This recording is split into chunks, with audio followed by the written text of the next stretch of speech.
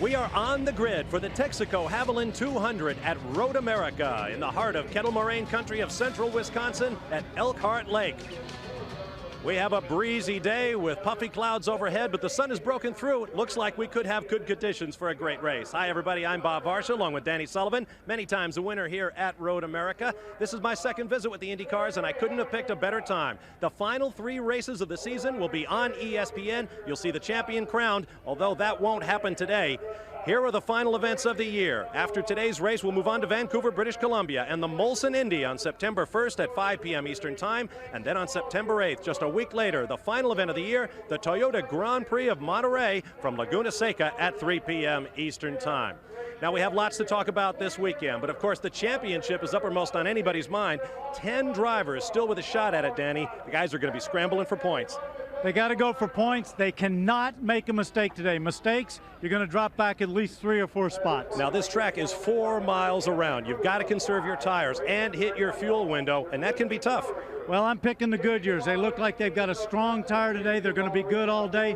Fuel, if you run out, if you miss the lap you've got to come in, you run out, that last mile is uphill. You'll never make it. And that is right. You cannot coast uphill. And this guy has won a race because someone else ran out of fuel, specifically Michael Andretti. There's also news from Robbie Gordon. If you haven't already heard, Robbie Gordon is heading Winston Cup racing next year, and there's more to that story we'll have in a moment. Right now, let's talk to the 2 protagonists for the Drivers' Championship. They are teammates, and they're standing by with Jan.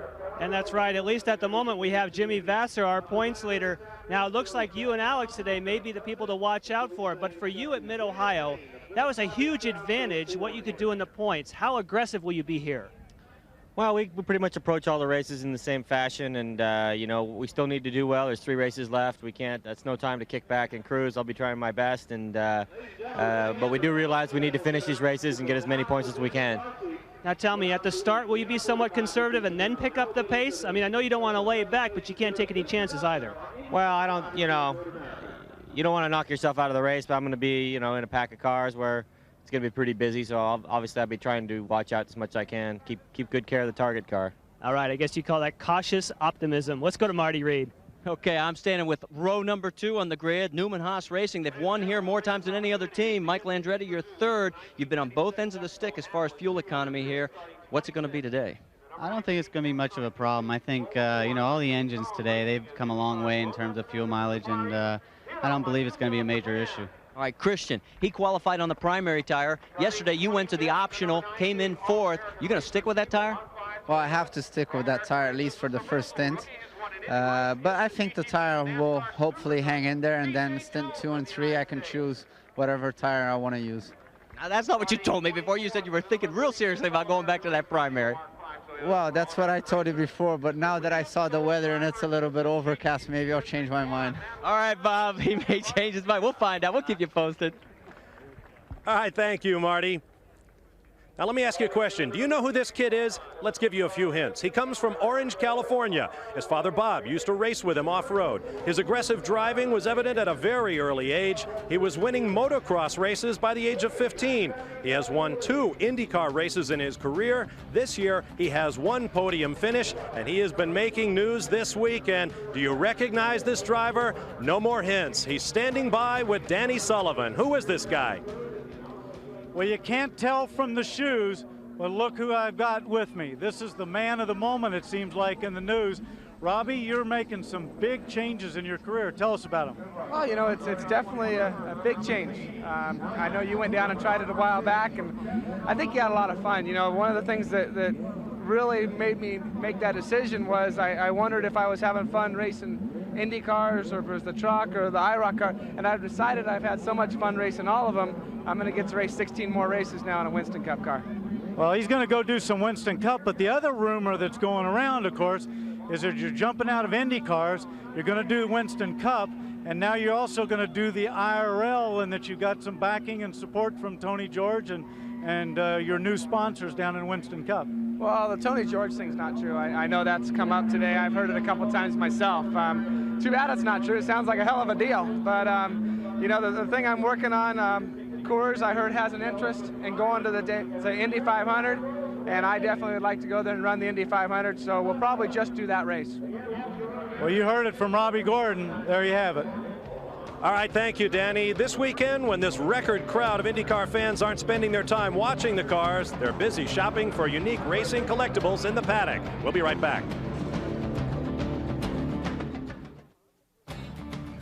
IndyCar on the Grid is brought to you by Texaco Haviland Formula 3 motor oil. Controls volatility and fights vaporization.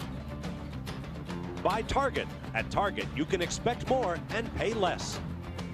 And by Toyota Motorsports. Our minds are always racing.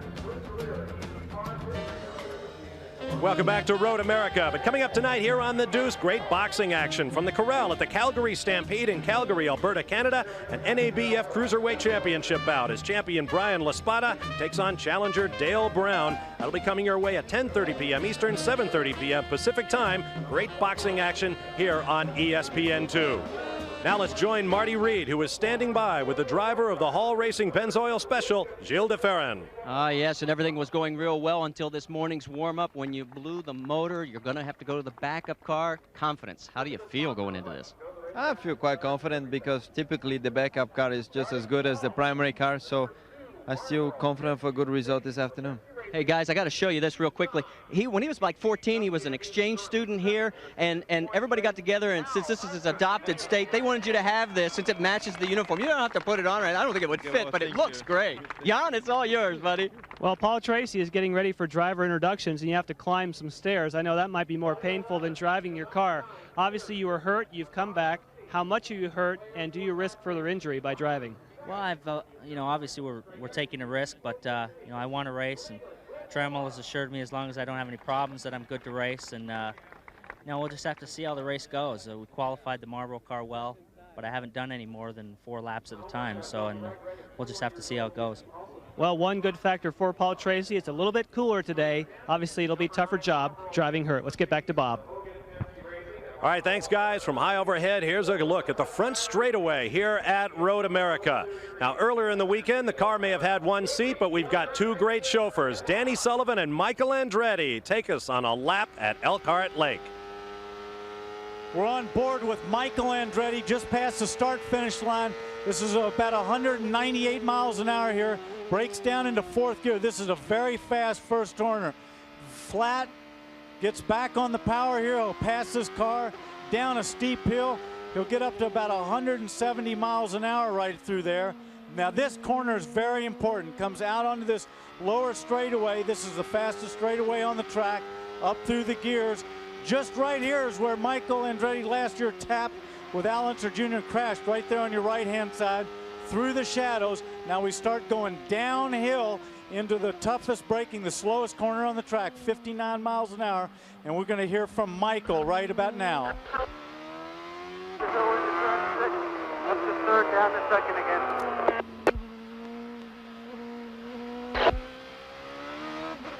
Up to 3rd, taking just about flat out through this kink. The 4th, back down to 2nd gear. Up to the carousel, taking in 4th gear. And back here, this carousel is slightly off-cambered, really important corner. It's very fast, leads on to all this flat-out section where you go up through the gears. He's doing about 170 right there. Of course, he's a little bit hampered by the traffic in front of him. See that clump of dust where they ran off? This is all flat out through here. Very important braking area coming up. We're coming to the 2nd slowest corner. This is Canada corner. It's doing about 75 miles an hour through this corner. Up the hill, up to 4th gear, just about flat out underneath this bridge.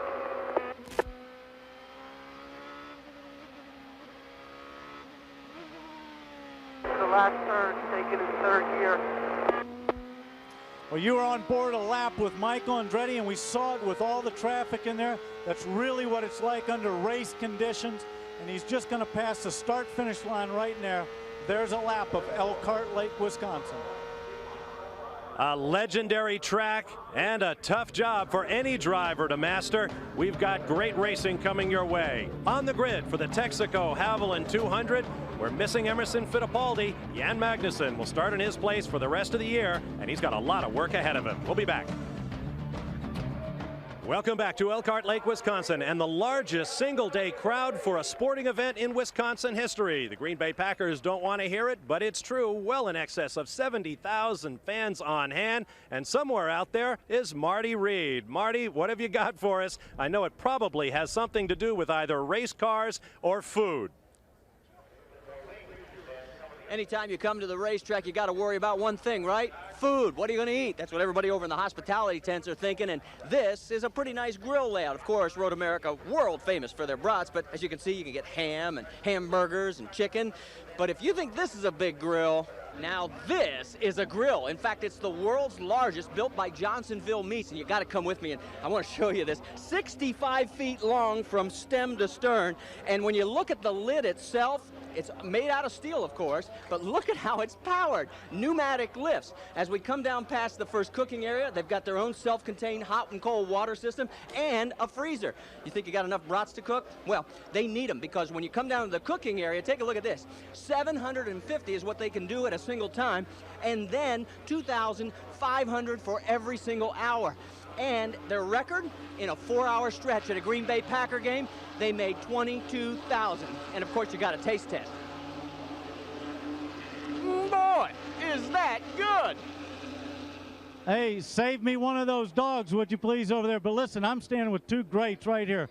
Got Walter Payton, who just got inducted into the College Hall of Fame right here. What an award, huh? Tell you what, it's the last step on the climb to the top, because the College Hall of Fame was the only thing that I could ever get, and I got it, and I tell you what, it's a happy feeling. Congratulations to you. And on my other side is Paul Newman. Now, Paul, you and I drove for you at this place. I like that mustache.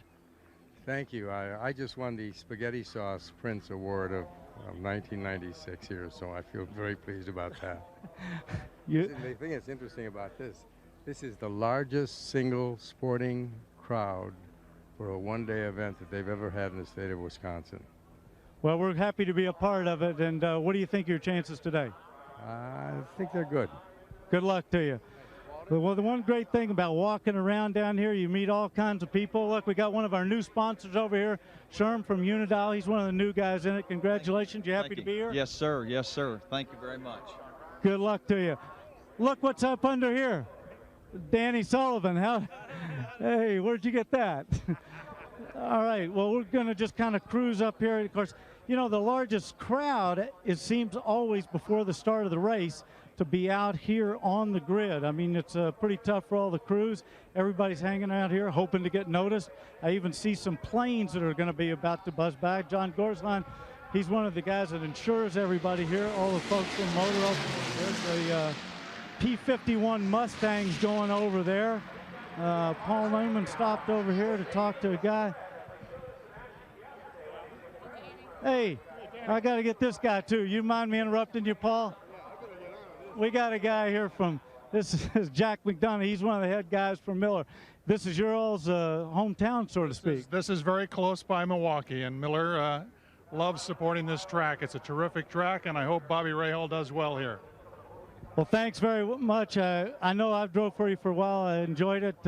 You were with one of those other beer companies earlier. You're a great driver. Great interviewer. Thank you very much. Okay, Bob, I think that's about all we got time for down here. There's so many people to talk to. This is such a great time, but you can take it from there. Okay, Danny, I go to a lot of air shows, but I've never seen three P-51s all in formation or words to that effect.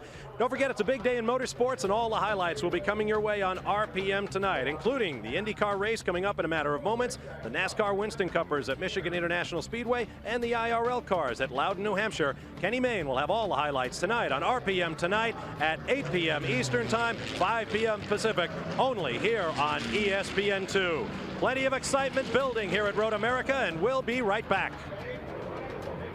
Welcome back to Elkhart Lake, Wisconsin, Road America. You can hear the planes overhead. We're up here on the front row. The tension is starting to build. Here's my pick, Gilles de Ferran. He's starting to get into the car. You can see, just put on the knee pads. That's because although this track is smooth, the G-forces are so high that sometimes the knees do tend to rub inside the cockpit. As long as he's getting in, let's look at some of his gear.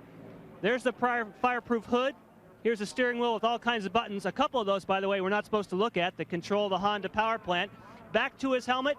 Here's a tearaway. See how many he has for this race. He's only got 2. Doesn't look like he expects to have anybody to follow today. Only putting 2 on there, that's some confidence. Also a drink tube, puts that onto his drink bottle so he can get some refreshment during the race. And of course the all-important earplugs that have little transponders inside them so he can listen through his crew. Now, right next door, of course, our pole sitter. Hey, but where's Alex Zanardi? Well, a lot of times you take on a lot of fluids before the race. The first thing you got to do, run back to the porta-john to make sure you don't run into trouble during the race. These guys look confident. You can see covers on the wings. Covers on the wings so that we can't look here and find out what kind of aerodynamics you're running, but I think if we peek under here, boy, there's not much of a gurney lip on that baby. Nothing to say about it. Oh, sorry. We uncovered some secret stuff there, possibly. Chip, you pretty confident today? Well, I'd like to think I got the good team. I got a great team. I got great drivers. We'll have to do the best we can today. We'll see what happens. How much more aggressive was Zanardi versus Vassar? I can't tell you that. They're not telling us much down here at Ganassi Racing. Let's see if Marty Reed can learn more on the other end of the grid. Marty? Well, we're down with Al Unser Jr. climbing into the cockpit of the Penske and with Roger Penske. And while he's strapping in, I guess the question is, can you guys move to the front? I know this car has not been real good on these high-speed courses so far. Well, Marty, I guess as you can see the grid, it's awful close. The guy we're racing is Vassar, and he's 2 or 3 positions ahead of us, so you can see just the difference within their own team. Hard to say until we get into the race. It's going to be a long one. Fuel is going to be awful key here, and what you can't afford to do is run out of fuel. Is this going to be strategy of your guy, Al Unser Jr., racing Jimmy Vassar? That's the only thing we're racing today. I mean, we got to race him. We got to finish ahead of him to try to get points. To worry about anything else, I think, is a mistake. Well, right in front of him is Jan Magnussen.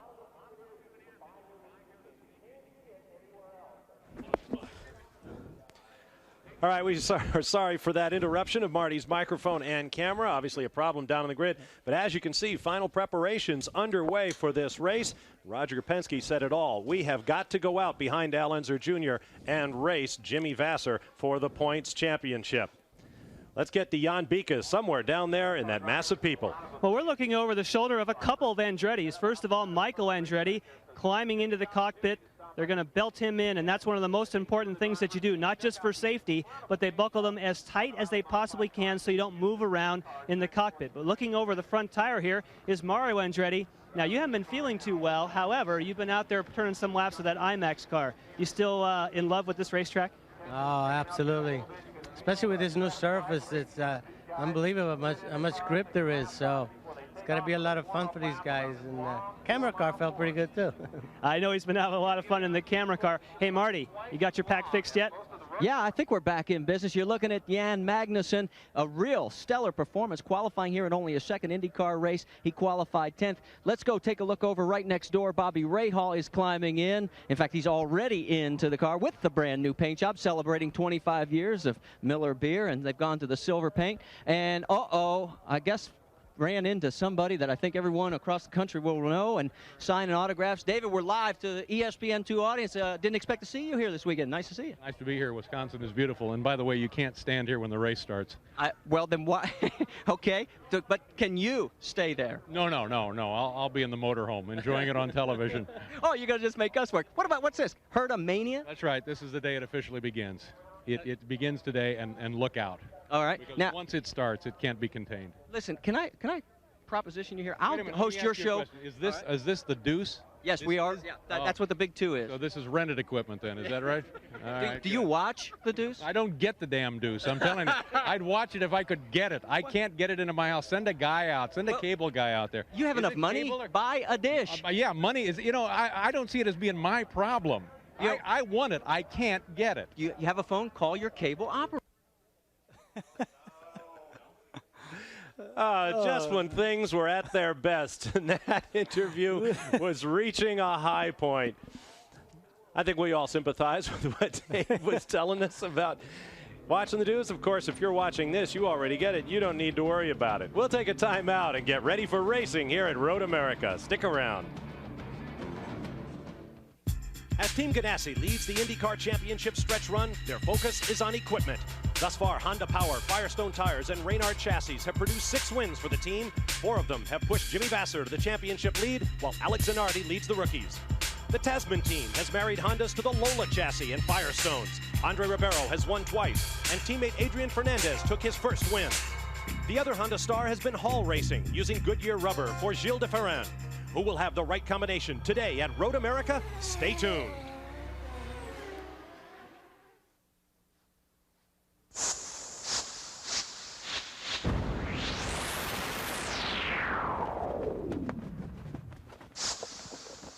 On a breezy day with cloudy skies and a threat of rain, welcome to Road America in Elkhart Lake, Wisconsin, site of round 14 on the PPG IndyCar World Series for 1996, the Texaco Havoline 200. Hello, everybody. I'm Bob Varsha. The final 3 races of the 96 season will be coming your way here on ESPN. We will not crown our drivers champion today. The points are way too tight for that. But there are 2 titles at stake for engines and the IndyCar Nations Cup. America could clinch the title over Brazil. With me to bring you the action of today's race, Danny Sullivan. And Danny, at this point of the year, collars are getting a little tight, and those championship points are important.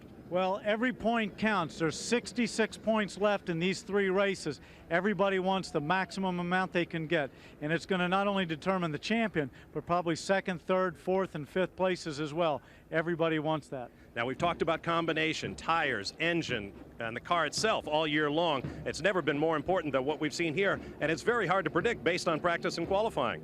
Well, it is. I still can't get the exact combination right. You've got Reynard, Lola, Penske chassis, Honda, Mercedes, Ford engines, Toyota engines, and Goodyear and Firestone. How do you put them all together? We've seen winners in all categories, but this one is a very tough one to touch with these last couple of races coming up. And with 4 miles of racetrack to negotiate, conserving your tires and your fuel are going to be very important here today. Now, we've seen some amazing moments here over the years at Road America, and let's take a look at those now. How about Paul Tracy a couple of years ago in final qualifying? With the pole already in hand, he pushed the envelope too far and suffered one of the most amazing shunts we have ever seen here at Elkhart Lake. Or just last year, Michael Andretti and Al Unser Jr. taking one another out on only the 2nd lap of the race and putting a very different spin on the title chase. But now is 1996. The gauge goes back to 0, and here is our starting grid for today's race. Alex Zanardi, 4th pole of the year. Gilles de Ferran will be alongside a winner at Cleveland earlier this season. Row 2 will be Michael Andretti, who won back-to-back at Elkhart Lake in 1990 and 91, with his teammate Christian Fittipaldi alongside. On row 3, Mauricio Gugelmin, his best qualifying position of the year, alongside the focus of Hertamania, Brian Herta. On row 4, Jimmy Vasser, the points leader, 2nd a week ago to his teammate, and Paul Tracy, returning from his injuries suffered at Michigan. On row 5 will be Bobby Rahal, his 15th IndyCar start at Road America, looking for his first win, and Jan Magnussen, replacing the injured Emerson Fittipaldi. Row 6 will be Greg Moore, who's fallen to 2nd in Rookie of the Year standings to Zanardi and Al Unser Jr., 2nd in the points coming in. On row 7 will be Mark Blundell, the Englishman who has scored in the last 6 races, and Adrian Fernandez, not where we're used to seeing Honda power on a starting grid. On row number 8 will be Robbie Gordon, who's been big news this weekend with a switch to Winston Cup racing for next year. This may be his last start here. Scott Pruitt will be alongside. On row 9, Raul Boesel, his 150th IndyCar start, still looking for his first win. He'll have Andre Ribeiro also a lot further back in the field than we're used to seeing him.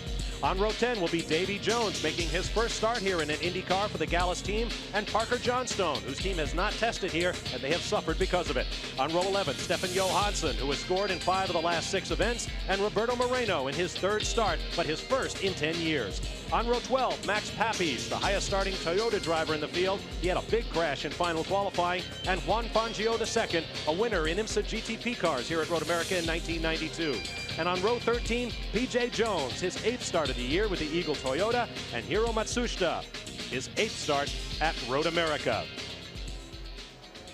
The clouds have parted, sunshine on the racetrack. That may make things a little slippery. Here is our race analysis. 50 laps of the 4-mile circuit for a total of 200 miles. Alex Zanardi, who has now tied his teammate Jimmy Vasser, 4 poles each on the season. Michael Andretti holds the race record set back in 1991. Pit stops will be critical. We're looking for them about laps 16 and 33. Now let's talk a little bit about the Rookie Championship, Danny. Well, Alex Zanardi really stretched it out a little bit at Mid-Ohio. He was only 1 point ahead of Greg Moore.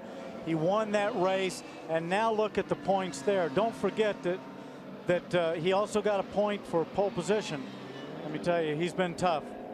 Look at the way Zanardi has dominated in laps led. 343 laps of the last 5 races. Clearly the leader. Second place on yearly standards was Paul Tracy. He has dropped well back. Andre Ribeiro nowhere close to what the young Italian, or as Chip Ganassi, his car owner, choose to call him, the un-Italian Italian. He is as cool as a cucumber, and he has been racing well. There you see the track, and look at the speed numbers. Those are incredible. Look how fast they're doing, not just on the straightaways, 196 miles an hour, but very fast with 2 very slow corners. A 160-foot elevation change, the highest point of the track, the start-finish line, the lowest point back in Canada Corner. The cars continue to warm tires and engines in preparation for the start of round 14 of the season with so much at stake. Zanardi has the pole point, 65 points still at stake for the PPG Cup, and with it, a $1 million championship bonus. The final 3 races of the year coming to you here on ESPN. We welcome all of our viewers now to Elkhart Lake, Wisconsin, and Road America for round 14 of the PPG IndyCar World Series. More than 75,000 fans on hand all the way around. Largest sports crowd in Wisconsin history, and this should be a great race. Danny? Well, Bob, it's got to be. They're coming down with 3 races left. This is one of them for the championship. There's a lot at stake. Everybody's jumped up there. There's 10 people that can win this championship. Points are very important today. We can't see any mistakes like we saw at Mid-Ohio last week. I'm Bob Varsha. Working with me, Danny Sullivan. Down in the pits, Marty Reed and Jan Bikas. And now the moment. A 195-mile-an-hour start, funneling down into a very quick right-hander at turn 1. From overhead, look at the jammed parking lots. Crowds on the hillside. The field, 26 strong, has one more turn, and then they will make the traditional run to an uphill start. They will not be able to see the flag stand until they crest the hill. We will be up in the rev range, reaching close to 200 miles an hour before the action begins at turn 1. Look at that crowd on hand here today at Elkhart Lake. Forget the crowd. Look at the crowd on the track. Look how they're bunched up. This is going to be a great, oh, what a great looking start there. Zanardi in red, Gilles de Ferran in yellow, and the crowd is on its feet as we get underway. De Ferran with the early lead as he comes alongside of Zanardi.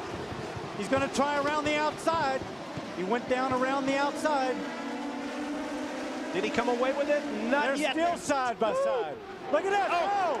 Oh! Zanardi and De Ferran touch. De Ferran is headed for the gravel. Now can he get out? Oh, the same thing that happened to him at the start. I mean, he made the mistake at Mid-Ohio, but oh. Gilles de Ferran, what a tremendous twist of fate. A week ago at Mid-Ohio, he ran into the back of Mauricio Gugelmin and went straight off.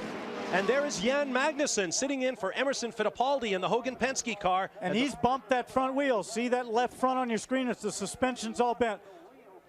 Look at this. I tell you, Zanardi came over. De Ferran had the spot. Zanardi pinched him over there. That, I'm afraid, was Zanardi's fault there. I was looking further back in the pack to see if we could see what happened to Magnussen, but I could not see it. And we have a full course yellow. The flags are waving from the flag stand. And there is Gilles de Ferran. What could be going through his mind now? What a disappointment for De Ferran, who won earlier this year in Cleveland in the final season as a car owner for Jim Hall. This should be a quick yellow as both cars are off the racetrack. There is Jim Hall. It appears that his team's race is over before it began. Stay with us.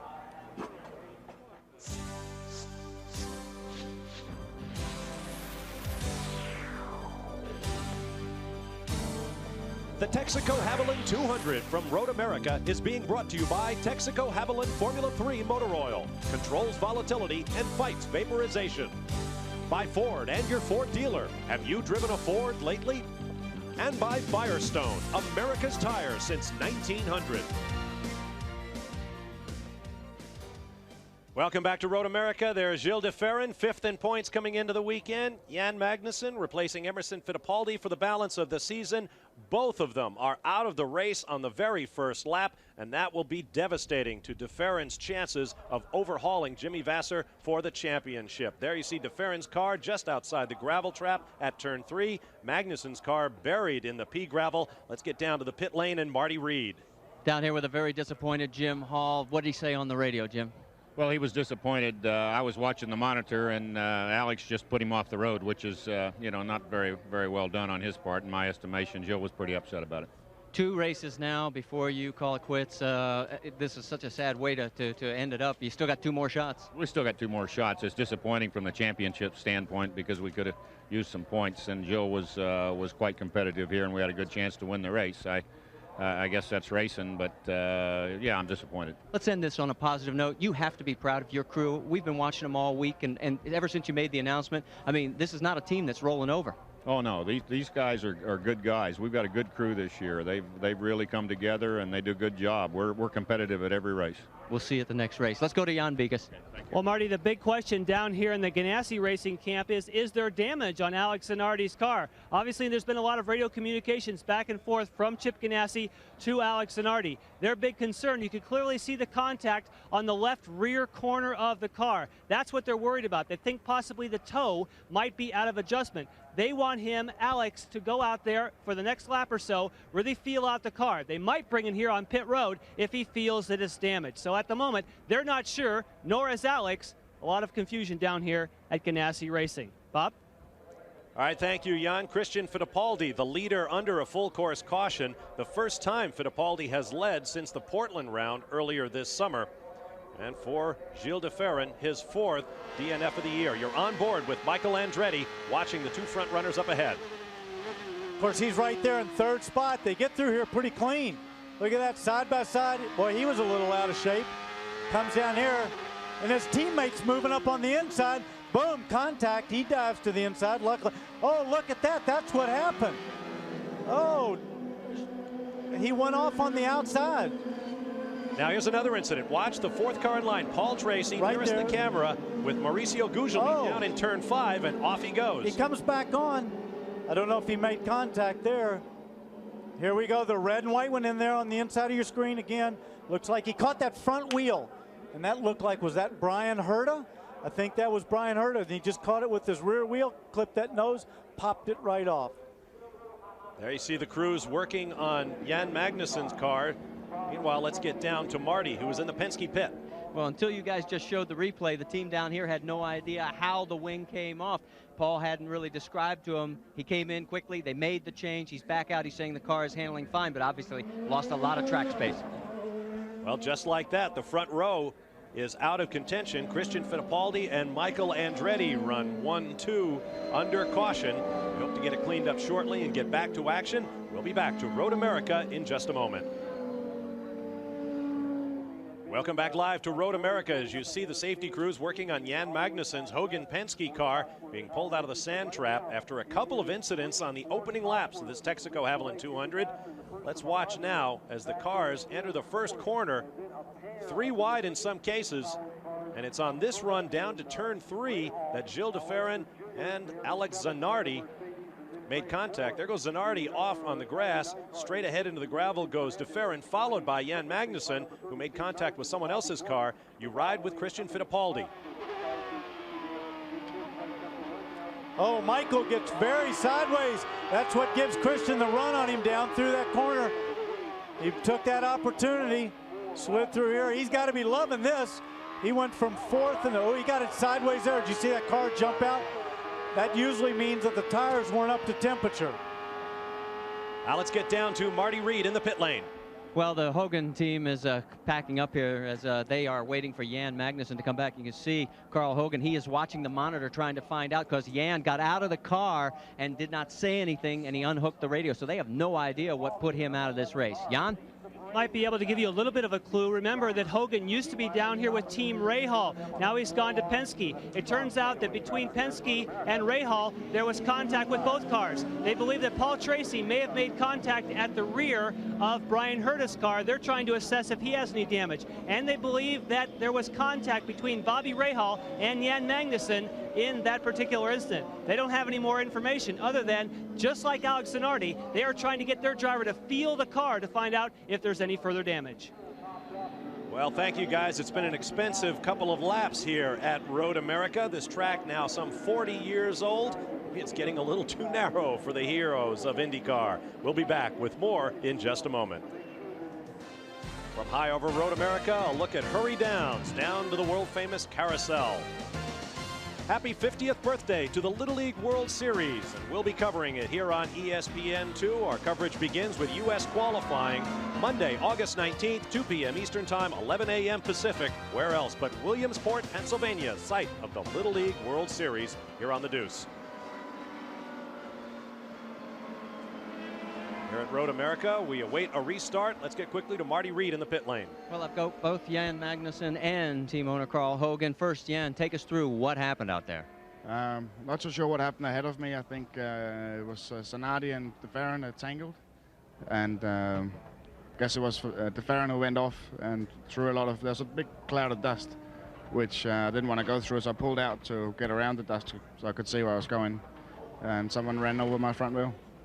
Carl, you've got to still be thrilled with this young man. I mean, 10th on the grid, and just seems like he's fitting in with the team as Emerson's replacement. Well, he was first in practice this morning, and he's come along real well. He's been great to work with, and I think we've enjoyed a wonderful relationship so far, and let's hope it continues, because I think he's got great potential, and I know our team does, so we'll be there one of these days. Still 2 more races, guys. And I'm sure Emerson Fittipaldi was watching from Key Biscayne in Florida, where he is recuperating. Your team is thinking about you, Emerson. But it appears that their race is over. Now the safety car pulls off. We anticipate a green flag, and we have it. Christian Fittipaldi and Michael Andretti lead the field down toward turn 1. Running first and second, the Newman Haas team that leads all other teams with 5 wins here. Michael will challenge Christian into 1. He tried off hard, but look, he's had to go to the inside of the track there to block Big Mo. Don't forget, that's 3 Fords, and it looked like Brian Herta slid through, and some more guys are off. Looks like Juan Fangio II and Max Papis are off. That's turn 1. Those are 2 Toyota-powered cars. Looks like Christian's pulling out. Big Mo has gone by. Michael Andretti, he's challenging down there. This is into turn 5. There's a dip in the racetrack right in the middle of the braking area. Whoa, and Robbie Gordon has to take to the dirt. You know what you can tell is going on here? They're battling for a championship. A lot of guys don't have points at stake, so they're going out for an all-out win or for a good result. Look at Christian, he's pulling away.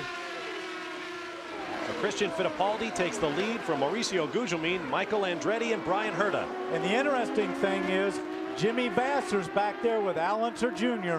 right behind him, and those are the 2 main guys in the championship at the moment. You notice they're staying out of trouble. And there's been plenty of it in the opening laps as they head down to the kink. High-speed backstretch. That corner is even tighter than it looks, and it is absolutely breathtaking from these onboard cameras. I'll tell you what, it takes you just about the entire time to get back to those corners, to get your breath back after going through that corner flat out.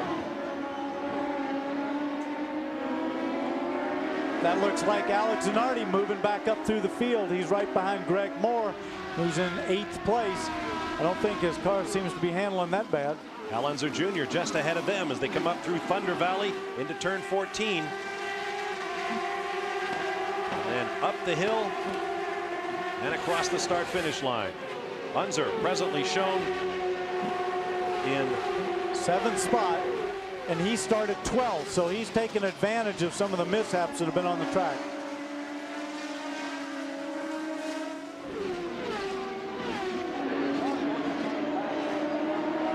Get down to Jan Bikas in the pit lane.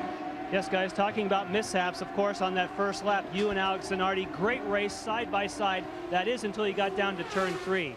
What do you think happened there? It looked like he got squeezed. Well, what I think happened is the reality. What happened, he just decided to put me off the road on the braking.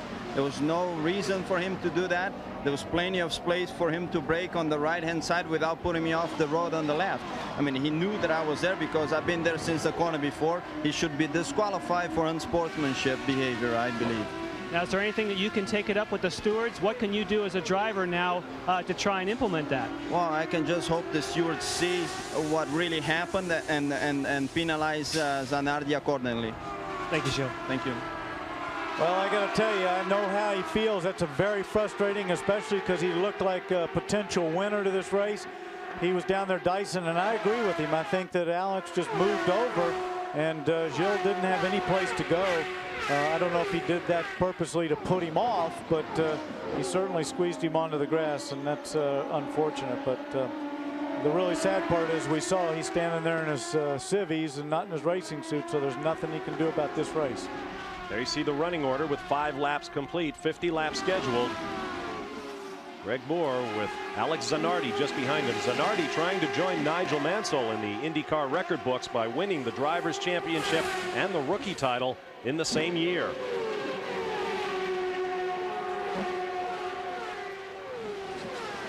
Now, how will all these yellow flags to start the race affect our pit stop strategies, Danny? Well, I think what you'll really find is it'll probably move that lap that they're going to stop on 16 to probably 17, maybe even as far out as 18th lap, but they're still around this place. They're going to have to make 2 stops. What it'll really do is it'll cut out the fact that they'll have to make 3. 2 it'll be. Here's Zanardi making a real bold move right under Greg Moore. That will put Zanardi up into the 8th spot and demote the Canadian and his runner-up in the rookie championship to 9th. This is through Hurry Downs and then sharply downhill for the left-hander preparing for the carousel. And this part where they're going into right now, the carousel, is probably the hardest but also the most spectacular. Right there, they're coming out of that corner at 165 to 170 miles an hour. They go up into top gear right about there, right where you see them now, and flat out through that kink if everything's working properly. And that's a real hold your breath corner because it's blind. You can't see where it goes. You know it's flat, but boy, it sure doesn't feel like it when you get there. Zanardi and Moore up the hill. Quick switchbacks right and left, and then under the bridge over a blind brow. Paul Tracy had that huge qualifying wreck back in 1992. Racing cars putting wheels off throughout practice and qualifying. Good size lead for Christian Fittipaldi and Mauricio Gugelmin, Michael Andretti, Brian Herta, Bobby Rahal sporting that silver paint job on the nose of his car. Celebrate Miller Motorsports' 25th anniversary in the game.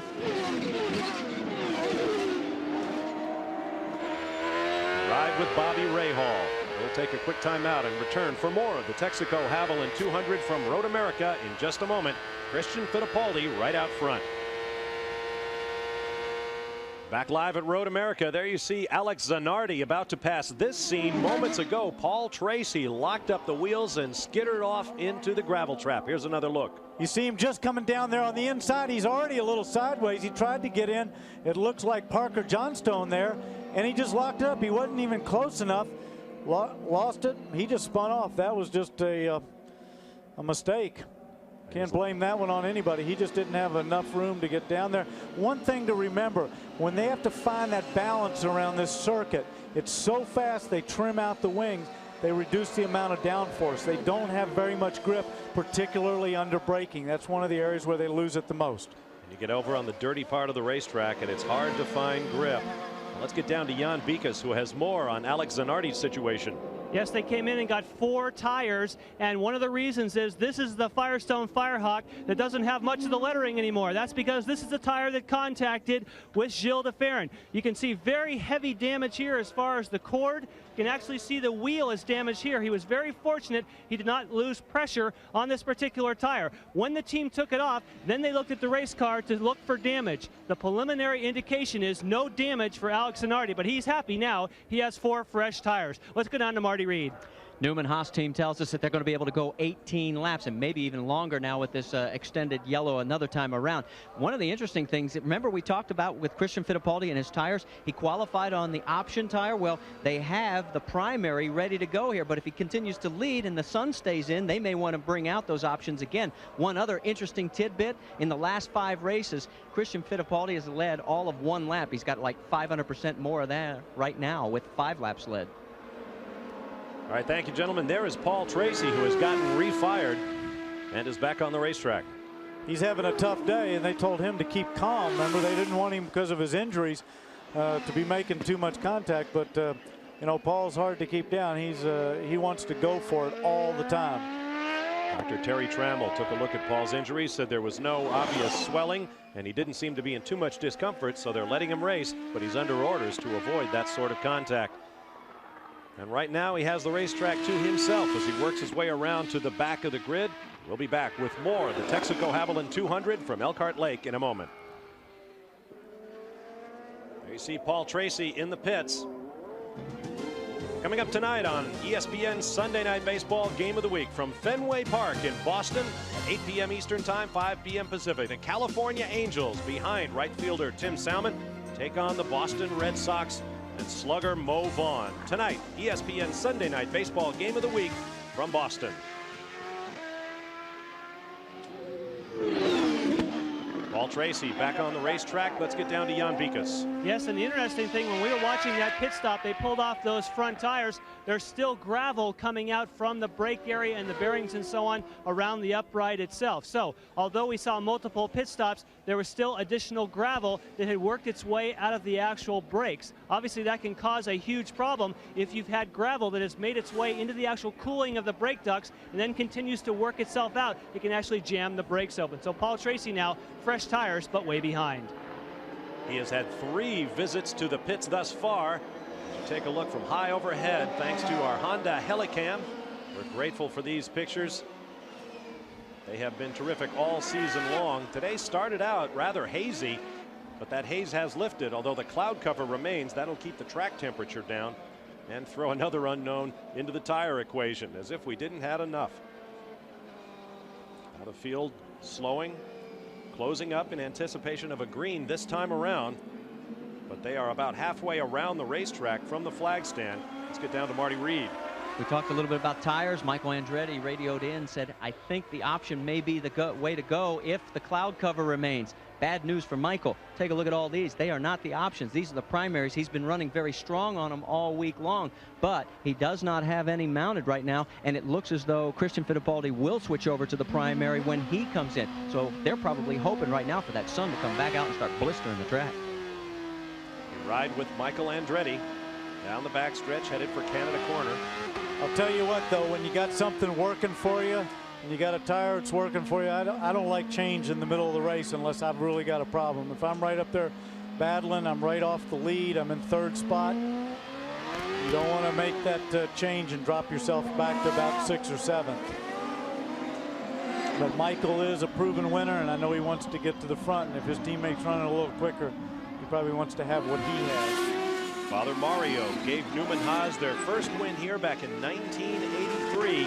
Right now, he and teammate Christian Fittipaldi are looking good. They have Mauricio Gugelmin in between them in the Pac West car. Over the rise they come. The green flag waves, and we are underway once again.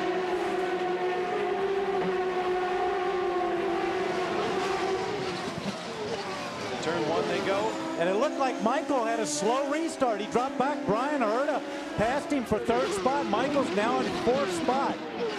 He definitely slowed just past the pit entrance, and Herta went rocketing by. That usually indicates that he had a gear problem, like he might have missed a gear. It just takes, they lose a little bit of that momentum, and they've gotten back up, or he had the valve dump off. He's dropping back a little bit. Seems to be okay here. He has Bobby Rahal behind him. There is Rahal's camera looking ahead to Michael Andretti in 4th. Mauricio Gugelmin. You know what's interesting? I'm sorry, Bob. What's interesting is, of course, we've talked about Honda. Now Mercedes coming back. But the first 2 cars, and it was the first 3 until Michael dropped back. Now he's trying to get that spot back, looking inside Brian. They're all powered by Fords. Brian Herta runs just ahead of Michael Andretti, with whom you ride. Jan Bikas can tell us more on his situation. Yes, I can. You saw that move on the restart. That's because Brian Herta has more confidence for 2 reasons. One is because his teammate Bobby Rahal was able to drive alongside him during the caution and tell him there was no damage. Then the crew radioed to him, you can fix your loose condition by using the weight jacker inside the car. He jacked some weight, he has more confidence, and that helped on the restart. Like a fighter pilot and his wingman, Bobby was able to help his young protege out. Now Michael Andretti coming right up on Herta's gearbox. I'll tell you what, Michael lost there at the restart. Brian may have a lot of confidence right now, but Michael seems to be pushing him pretty hard in all those corners. Drop back a little bit here on the straightaway. Now Bobby Rahal attacks, but he can't get it done before the first turn. Michael seems to be pretty slow on the straightaway. Through turn 3. Now the run through the trees down to turn 5. Pair of victories for Michael Andretti at this track in 1990 and 91. And Bobby Rahal definitely looking for a way past. Yeah, but Michael's blocking him. He went to the inside. I think Michael's got some kind of a problem. He just went down the inside to protect that line. You know, he didn't want to let Bobby. If Bobby's going to pass him, he said, you're going to have to go around me on the outside. That's pretty tough. That corner's only 59 miles an hour at the maximum, so. Rahal is behind Herta. There's Jimmy Vasser watching all of this go on just ahead of him. Jimmy's driving a pretty conservative race, but don't forget he's got Al Unser Jr. right behind him, so he can't be too aggressive. He doesn't want to make a mistake and get taken out, but he also's got to keep little Al, who's right there, just went through the corner behind him. 11 laps complete of 50 scheduled here at Road America as they flash down through the kink down to Canada Corner. So named because supposedly the first man to go off at that corner when this track was built back in the mid-1950s was from Canada. His name is lost to history, but his nationality has given the corner a name. You see right there, that's Greg Moore, but just in front of him is Andre Ribeiro right there on your screen right now, who's gone from 18th to 8th spot. He has really taken advantage of everything that's gone up and seems like he's moving up awful fast.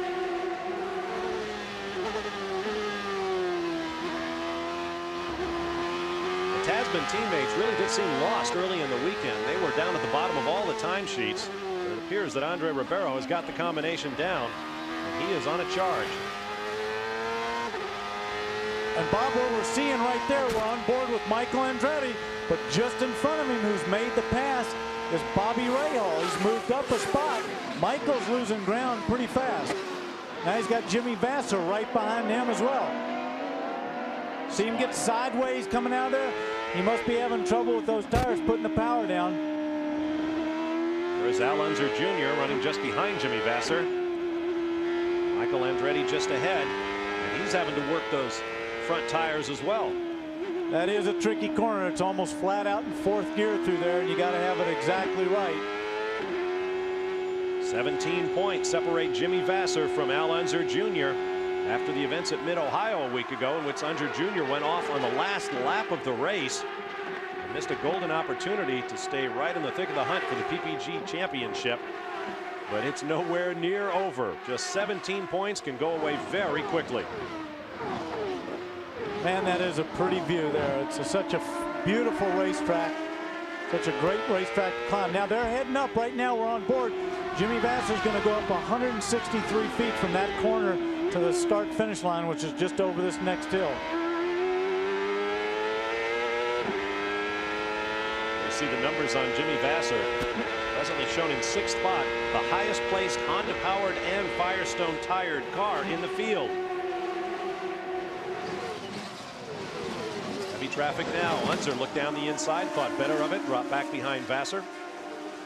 With Andretti just ahead. Don't forget, Bob, when they make a pass, it's got to be clean. They've got championship on their mind. They cannot make a mistake and take themselves out of the race. Out with just 3 races remaining, including today's Texaco Haviland 200, and we'll have all of them for you here on ESPN. The action continues. We'll be back live to Road America, getting close to that pit window.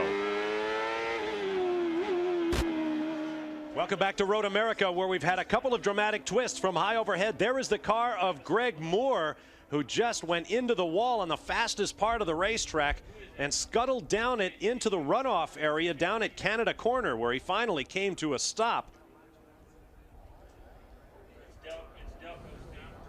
Now let's take a look at what happened. This is Greg Moore's. They're coming down to the fastest part of the track. You'll see him in the Canada Corner. Look in the back of your screen.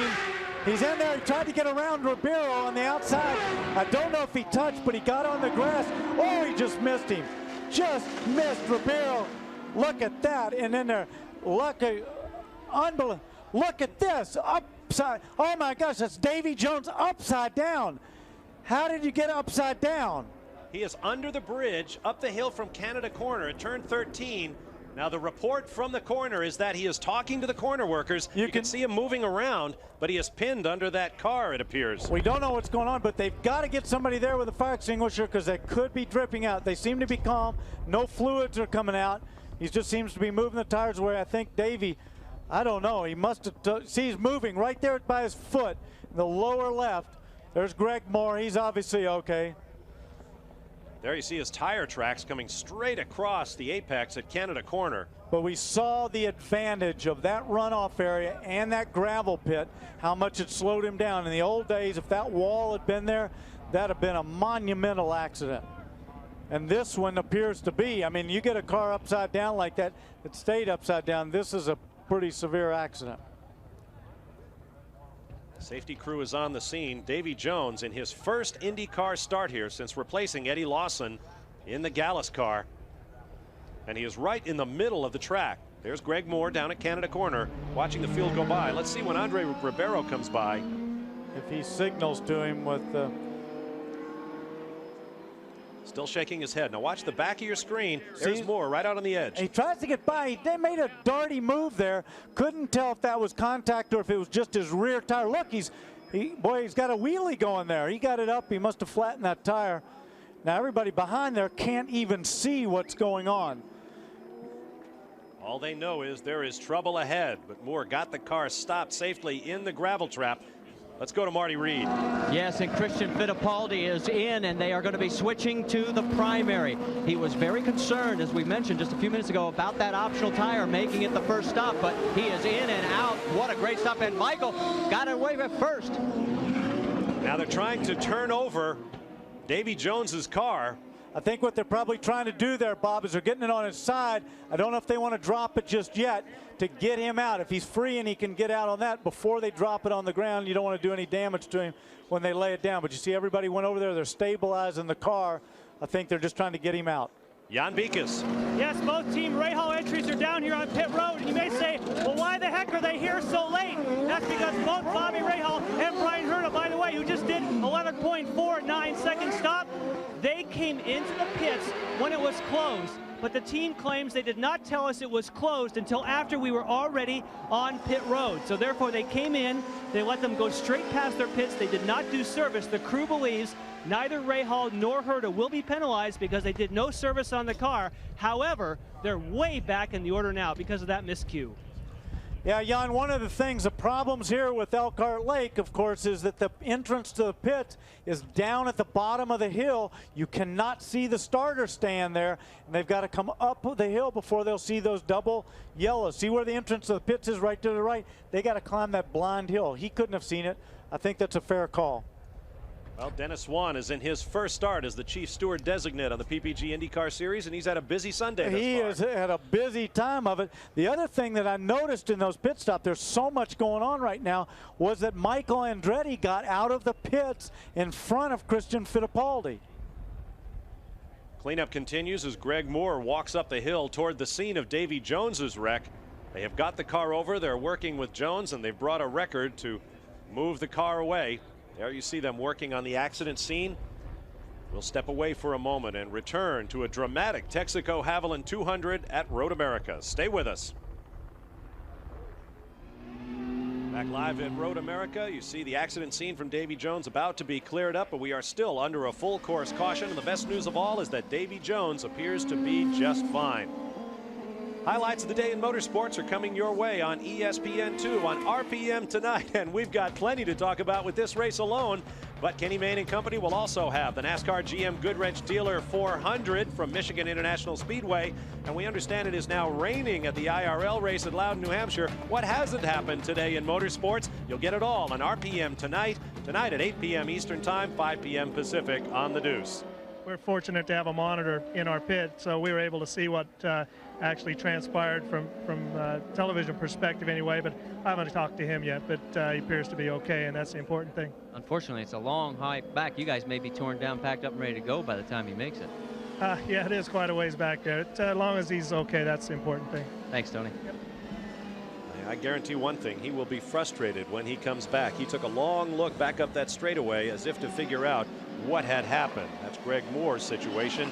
Now, Jan Beekes, what can you tell us? Well, you know what? Sometimes you can learn things from the radio communications between the drivers and the crews. According to Robbie Gordon, according to Walker Racing, he believes that Andre Ribeiro made contact and actually put off Greg Moore. That's Robbie Gordon's opinion from down here on pit road. Now, we had all kinds of things going on here as far as action on the track, work on pit road. Alonso Jr. picked up all kinds of spots because they made a very quick stop, no changes on the car. However, Mauricio Gugelmin came in, they got the fuel nozzle stuck, and he lost 4 or 5 positions. So everything breaking loose down here on pit road. And according to Robbie, Andre is the man who caused it. All right, thank you, Jan. For Greg Moore, his 6th DNF of the year. And speaking of Robbie Gordon, as you may have heard earlier today, he has announced that he will go to Winston Cup action next year after finishing as runner-up in the International Race of Champions, and that is a surprising move indeed. There is Robbie Gordon. He has had a very down year with Walker Racing. Now he will make his move to Winston Cup. Danny, you had a chance to talk with Robbie earlier today. Well, I did, and I asked him about the IRL because the rumors that are floating around, of course, is that he's going to run an IRL team and do some races, particularly Indy. I know Robbie wants to go to Indy, and he's been an avid fan of that place, and he wants to get back there, but he wouldn't comment. He said that's not true at the moment, but I think we'll have to wait and hear from him a little bit later on that one. But the other thing is with the Winston Cup championship, he's got a pretty full dance card with that. He's got, what, 32 events that he's got to take care of. I think Robbie's exact words were, that sounds like a great idea when you asked him that. Now let's take another look at Greg Moore's situation from Mark Blundell's onboard camera. Moore up ahead. Just see, gets on that dirt. Boy, Mark's had to back off here. He doesn't know what he's going to do. So he's waiting for Greg to go someplace. You couldn't really tell from that whether he actually made contact or not. Well, it certainly led to an interesting leaderboard as the pit stops continue and we get set to go green. Zanardi back up front with P.J. Jones in Dan Gurney's All-American Racers Eagle Mark V. Just behind him, we are green once again. And look at that on the inside. Al Jr., Michael, Christian Fittipaldi, who lost that lead under the pit stop. He won't be very happy about that. Keep in mind, all of this has serious implications for the points championship as you watch Paul Tracy making, gosh, I'm losing count, 4 pit stops to this point. I think he's done more pit stops almost than laps. He's been in there a lot. I think he's way down in 23rd spot. Look at this on board. Christian's taking a look to get inside of his teammate. Oh, they go in there. They're not going to give up. Side by side. But Christian's got him. That was a good piece of driving on both guys' part there. That was as close a racing as you're going to get, but Christian got through it clean. That moves Christian up into the 3rd spot and drops Michael Andretti to 4th as the field comes streaming down the hill. Andre Ribeiro just behind Michael Andretti, and now have a slow-moving car. That's Roberto Moreno. This is an escape road down here at the end of turn 5. He's weaving his way around there. He can join the track, but if something's broken on the car, he'll stop there and get a tow back up the pit road, or inside the pit road, the paddock road, I guess I should say, to his garage. It's been quite a weekend for the Peyton Coyne racing team. Walter Payton, of course, inducted into the College Football Hall of Fame in South Bend, Indiana yesterday, but he is here this weekend. Robbie Gordon on the charge, goes by Andre Ribeiro. Boy, it almost looked like Ribeiro had a problem there, the way he just kind of let him go on the inside.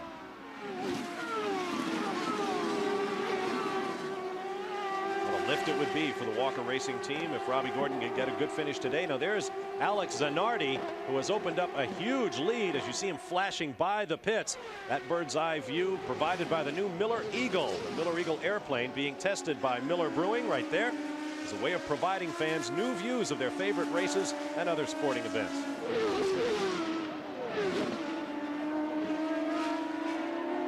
And at times he's going to be hard-pressed to stay up with these Indy cars on this track. Look at them rocket along through the trees down to turn 5. Spectacular racetrack is Road America. In fact, like that other Wisconsin sports treasure, the Green Bay Packers, it's not owned by a single entity. There are 2,300 outstanding shares of this racetrack owned by some 200 plus shareholders, the largest of which is the Chicago region of the Sports Car Club of America, from which organization a lot of the corner workers and turn marshals come. And look at Alonso Jr. up into 2nd spot. Earlier today, Roger Penske said, we are racing Jimmy Vasser for the points championship. And right now, Al Unser Jr. is in a good position to do that. Well, I got to tell you, at the moment, Al Unser Jr. is in position 2, and Jimmy Vasser is way down the field in 16th spot. That's out of the points. And if we had Gilles de Ferran's way, they black flagged Al Zanardi and penalized him, give Al the thing, we'd have a championship race again. Oh my goodness, imagine what Vancouver is going to be like when we get there.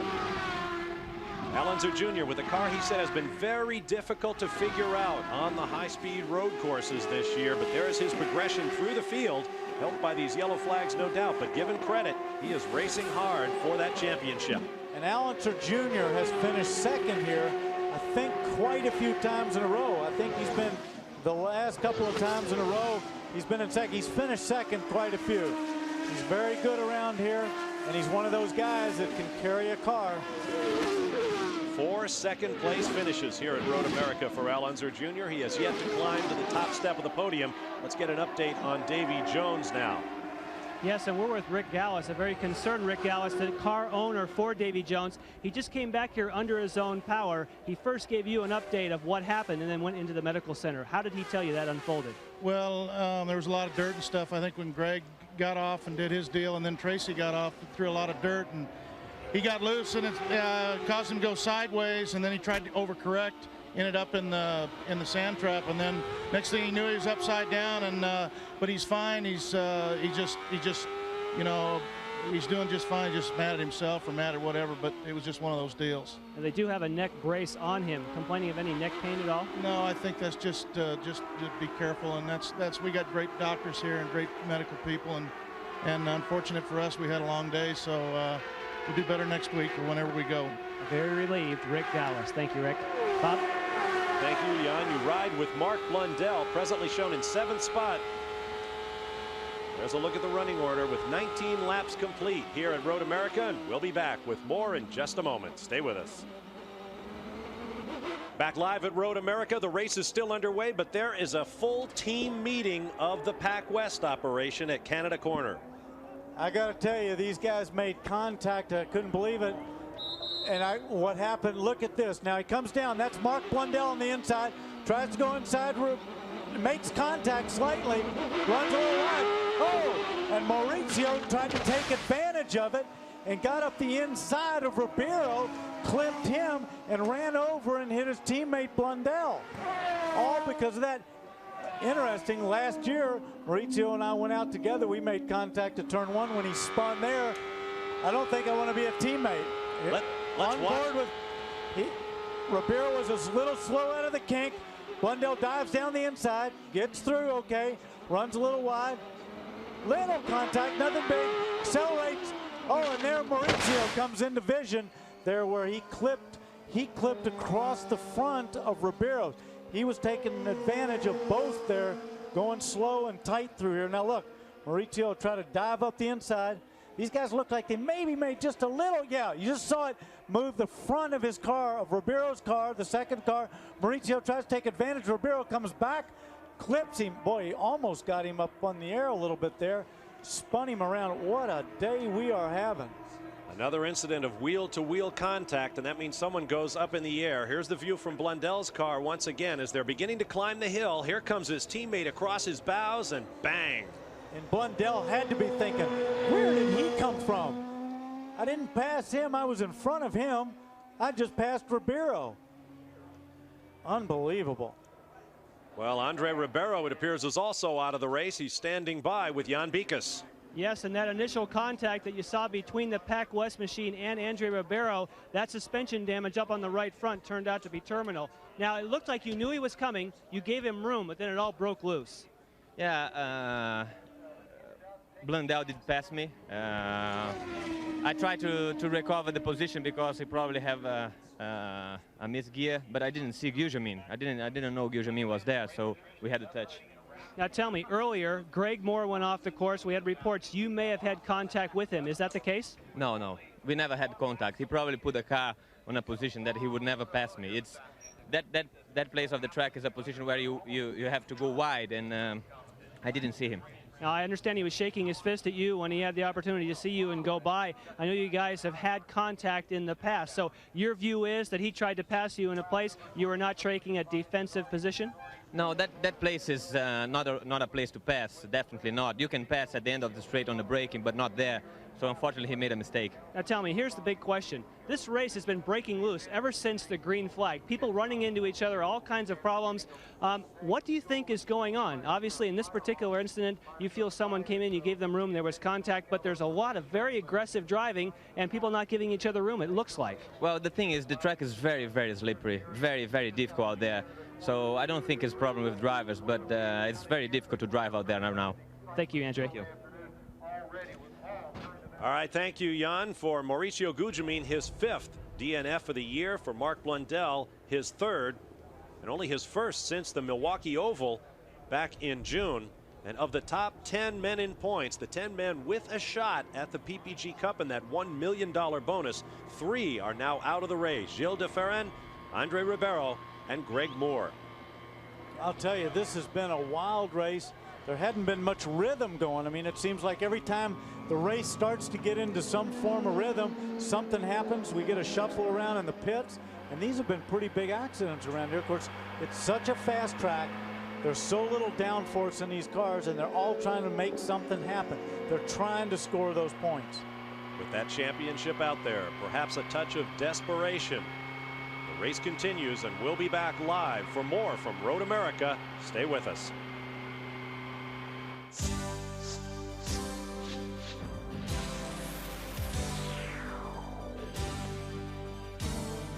The Texaco Haviland 200 from Road America is being brought to you by Beechwood Aged Budweiser, the king of beers. This Bud's for you. By Restore, manufacturers of innovative products for your car and truck. And by Honda, who offers an impressive family of cars, sport utility vehicles, and minivans. From high overhead, welcome back to an interesting day at Road America, but there's more great racing coming on ESPN. The NASCAR Winston Cup cars will take to the most spectacular half mile in the world, Bristol Motor Speedway in Bristol, Tennessee, for the Goodies Headache Powder 500. Saturday, August 24th, 7:30 p.m. Eastern, 4:30 p.m. Pacific. Bob Jenkins and the gang will be in Bristol for the Goodies Headache Powder 500. Here at Road America, we are once again under a full course caution after an event marred by yellow flag after yellow flag. Let's get down to the pit lane. And Bob, you talk about a race with no rhythm. Now there is speculation that Alex Zanardi, who just pitted under that caution, he may have come in when the pits were closed. There is discussion between IndyCar officials and Ganassi, and now we're being told that that has been confirmed. The pits were in fact closed. So when the pits are reopened, which will be when we get a green flag, Zanardi will have to come back in and have a stop and go. Things just not hitting here in the rhythm. Ganassi now with Zanardi is going to go way back.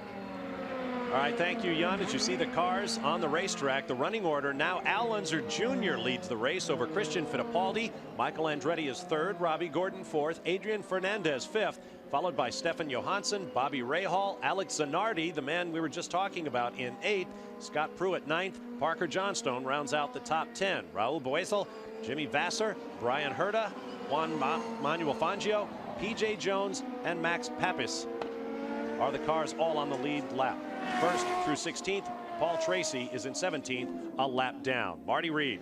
Yeah, we're down here with Mark Blundell. Mark, first off, you okay? I took a bit of a knock. We hit the barrier pretty hard, and Maurizio did as well. So, take us through what happened. Well, you know, we went by the inside of Ribeiro. In fact, the guy made a big mistake coming out of the 6-gear right-hander. Went wide. I pushed down the inside of him. I had to ride the brake behind him because he was blocking that badly. Went down the inside. The guy was behind on the left-hand side. The next thing I know, Maurizio obviously crept up the inside, and he must have turned in because Mo came across my front end and took me out as well. But the guy wants to learn how to race. I mean, you know, you can drive, but he doesn't know how to race. He took more out. I was right behind. You know, this track is a fantastic circuit. It's not very safe, and there's no room for margin for error. I mean, like it's like an oval. I have a feeling, guys, the next drivers' meeting is going to be awfully lively. Thanks, Mark. I agree with you there, Marty. Interesting to hear him say that he thought Ribeiro took Moore out when they got close together, and Moore went off back on the straightaway leading into Canada Corner. But one of the things you got to remember, particularly when you're running at those speeds, right where Moore's accident was, you're still doing almost 200 miles an hour in there. You've got to respect where the other guy is. You just can't move around and think this is my track and chop a guy. If the guy puts a wheel in the grass, that's as much as hitting him, because if his wheel goes in the grass, it's going to spin the car. And we saw the same thing with Zanardi and Gilles de Ferran at the beginning. Zanardi came across. Gilles de Ferran has nowhere to go. You got to give him that space. That's part of the driver etiquette. You know, you're still racing out there, and it's as much their responsibility to look after the other guys as it is themselves. Now we're being told by timing and scoring that Alex Zanardi, a moment ago I told you he was 8th, but because of that pit violation that Jan Bikas described, he is going to the back of the line. And there you see Zanardi. Meanwhile, Marty Reed is standing by with the other half of the Pac West team. Yeah, we're down to Maurizio Gulgman. Mo, first off, you okay? Yeah, I'm fine. It was a pretty big hit, but not a very good day. Mark Blundell was not too complimentary of Andre Ribeiro. Take us through from what happened in your perspective. Well, basically, they were fighting for a position. Andrea went wide. Mark got him. On the meantime, I made my apex a lot early, and I had more momentum. I got both covered, and Andrea just turned on me. When he turned on the back of my car, sent my car over Mark, and it's just, there's a lot of people out there that not really pay attention to what they're doing right now. Maurizio Gulgman, he's out of this one. Out indeed. And of course, all these crashes impact the points championship and that $1 million championship bonus. Andre Ribeiro and Greg Moore, by dropping out of the race, are eliminated from those list of 10 drivers. Here are the standings right now with 23 of 50 laps complete, approaching the halfway mark in this race. But perhaps more important is the championship picture. Once again, 10 drivers came into this race with a shot at the title. Now, if points were awarded based on present position, this is the way they would look. Al Unser Jr. taking a 3-point lead over Jimmy Vasser, with Alex Zanardi 3rd, Christian Fittipaldi 4th, followed by Michael Andretti, and the rest as you see there. And Bob, something interesting there. Not only would he take the lead, and of course it would be his first win of the year if he was to win from this position, and there's a lot of racing left to go, but also what it would do would put Zanardi right in the hunt to get at Jimmy Vasser. So it appears that our championship group of 10 may be cut to perhaps as few as 6, with 2 races to go at Vancouver and Laguna Seca. The green flag waves as Al Unser Jr. leads the field over the brow and across the start-finish line. Good to see little Al out front. He hasn't been out there a lot this year, and I know he's got to be pumped up right now. He's going to be driving that thing awful hard. But the guy that also has got to be worried about the situation is Jimmy Vasser, who's back there in 11th spot. He's got to know that little Al's up in front. That championship is slipping away from him at the moment. Only the 3rd race this year that Al Unser Jr. has led. Of course, he has not scored a victory, but he remains in 2nd place, and at this juncture in position to take the lead in the points championship. Parker Johnstone going down the inside of Scott Pruitt.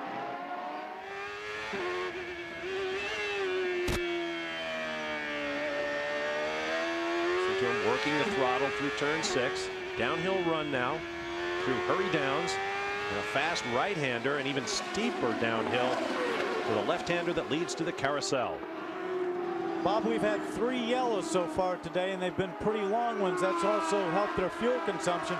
They'll be able to run these cars a lot richer than they would if this was an all-green race. And also, one thing that happened to Jimmy Vasser yesterday in qualifying, he put a set of tires on, went out and scuffed them in, made a qualifying run, took them off, put another set of tires on, ran the rest of qualifying.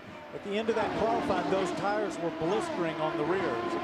So if they do a long run, and as you see in the shot, the sun's coming back out. If they do a long run, he might have more tire problems. He doesn't need to drop any further to the back.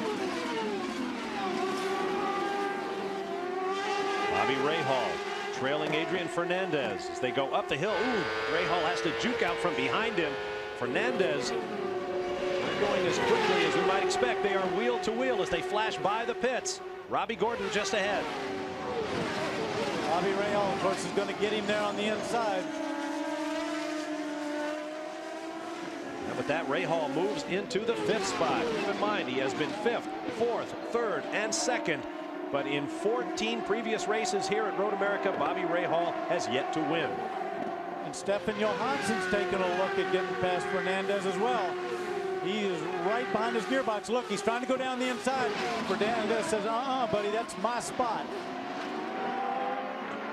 All this at the halfway mark of the race. 25 laps complete, and 6 times in the 14 previous runnings of this race, the leader at the halfway mark has gone on to win the race. But if you're into numerology, only 3 times previously has the winner of this race gone on to win the series championship. There's Stefan Johansson's numbers as he charges forward. He was very quick in morning practice yesterday before final qualifying, but then somehow seemed to lose the handle in qualifying and was nowhere near where he thought he should be. I think some of that can come from the fact that if you got a setup that you need those tires to be working, when they do that final warm-up in the morning, it's cool. Runs at 9 to 10 o'clock in the morning, and then of course qualifying's at the heat of the day. A lot of people seem to fall off when that track temperature comes up. Adrian Fernandez, who won the tragedy-marred race on the streets of Toronto, Canada, leading Stefan Johansson in the Alumex-sponsored car for Tony Bettenhausen. Bob, a guy that's also having a good run, who seems to have taken advantage of stuff and had an early off, is Robbie Gordon, who seems to be the man in the news at the moment. And he's having one of his best runs of late, running in 4th. We see Parker Johnstone, whose team, Bricks Racing Comtech Motorsports, did no testing at this racetrack. A modestly budgeted operation. They have had great results this year, but the lack of testing has hurt them this weekend at Road America. He's running 2 positions behind Adrian Fernandez in 6th. Fernandez, the highest ranked Honda-powered car in the field right now, behind Mercedes, 3 Fords, and another Mercedes in the person of Bobby Rahal. Let's get down to the pit lane. We just saw Paul Tracy come through and drive through the pit lane. The reason is that is the 1996 version of a stop and go. You do not actually have to come in and come to a complete stop. The reason? A penalty for passing Max Papis on the restart. That's also new for 1996. You may not improve your position until you cross the start-finish line on a restart. And with the EDS timing and scoring, all they have to do as far as the chief steward is concerned is look at the monitor and see if anyone improved position. Thank you, Jan. The upper left, you see the running order as we begin counting down the laps into the second half of this race. Points leader Jimmy Vasser back in 11th place. I think that is a very good rule, because sometimes they just had the 1 lap or the stop and go was a pretty severe penalty. I think that was a good call, because some penalties aren't quite as severe as others. I'll tell you, Dennis Swan's had, who's our new chief steward today, he's had a full day of it so far, and we're only halfway into this race. Dennis Swan in his maiden voyage, so to speak, as the chief steward of the race. As chief steward designate, he has been working qualifying throughout the year. So he is very experienced, and he has really had a workout today. Dennis Swan, of course, was a crew chief for the Doug Shearson team, and he was my crew chief my first full year in IndyCar racing. Won 3 races with him. Great crew chief, and he also had Al Unser Jr. He won a lot of races with him. He's very experienced and very knowledgeable. Al Unser Jr. out front in the Penske with Mercedes power and Goodyear tires.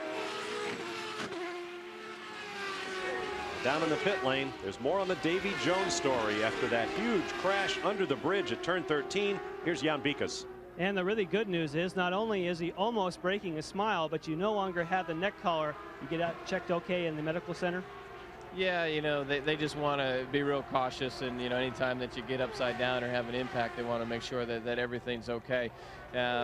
It's just unfortunate what happened, because I think that we really started coming around with the balance of the car, and I felt that I had a good race car, and we were good on the fuel, and everything was just starting to settle down. It was just unfortunate what happened. Now tell me, Rick Gallis told us a little bit about it, but how did it actually get caught in the sand trap and flip over? Well, actually, there was yellows in the corner, and there was a lot of dust, and the car in front of me had gone off and came back on, and it dragged a lot of dirt onto the surface. And I'd known that there was a full course yellow, but you've got to catch up to the pack. And when I went through the dirt, it just broke traction, and it kicked me off. I thought I saved it, but I got into the grass, and the rear touched the wall, and then it smacked the front into the wall. And as the car rode down the wall, I went head on into the tire barrier, and that just slowly rolled me over. Now, I assume that you know and appreciate that you're a very lucky individual today. Well, last time I was here, I ended up on my head as well. So, I want to come back and win here. I don't particularly like ending up upside down. But, I just got to say that Delco Electronics, Fatab, and Unidial will get there.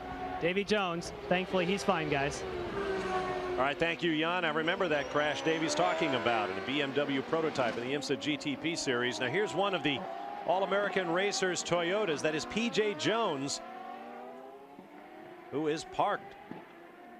This is just at the exit to the carousel on the backside of the racetrack, about as far from the pits as he could possibly be. Yeah, but Bob, that's a very dangerous spot. I mean, he should have just pulled it off there. I know he wants to get a tow back, but you should have pulled it off. That's a dangerous spot for people racing, and I'm sure that the IndyCar is going to have a word. Look how fast those guys are going. They're going by in there at 180 miles an hour right on the outside. I mean, if he had pulled just off the grass, they still could have towed him back. Well, there he sits.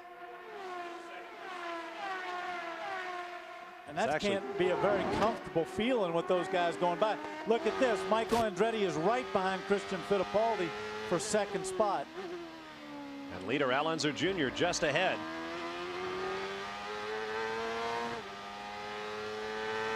We'll take this opportunity to step aside for a moment, but there's plenty of racing still to come. Live from Road America, Al Unser Jr. out front at the Texaco Haviland 200.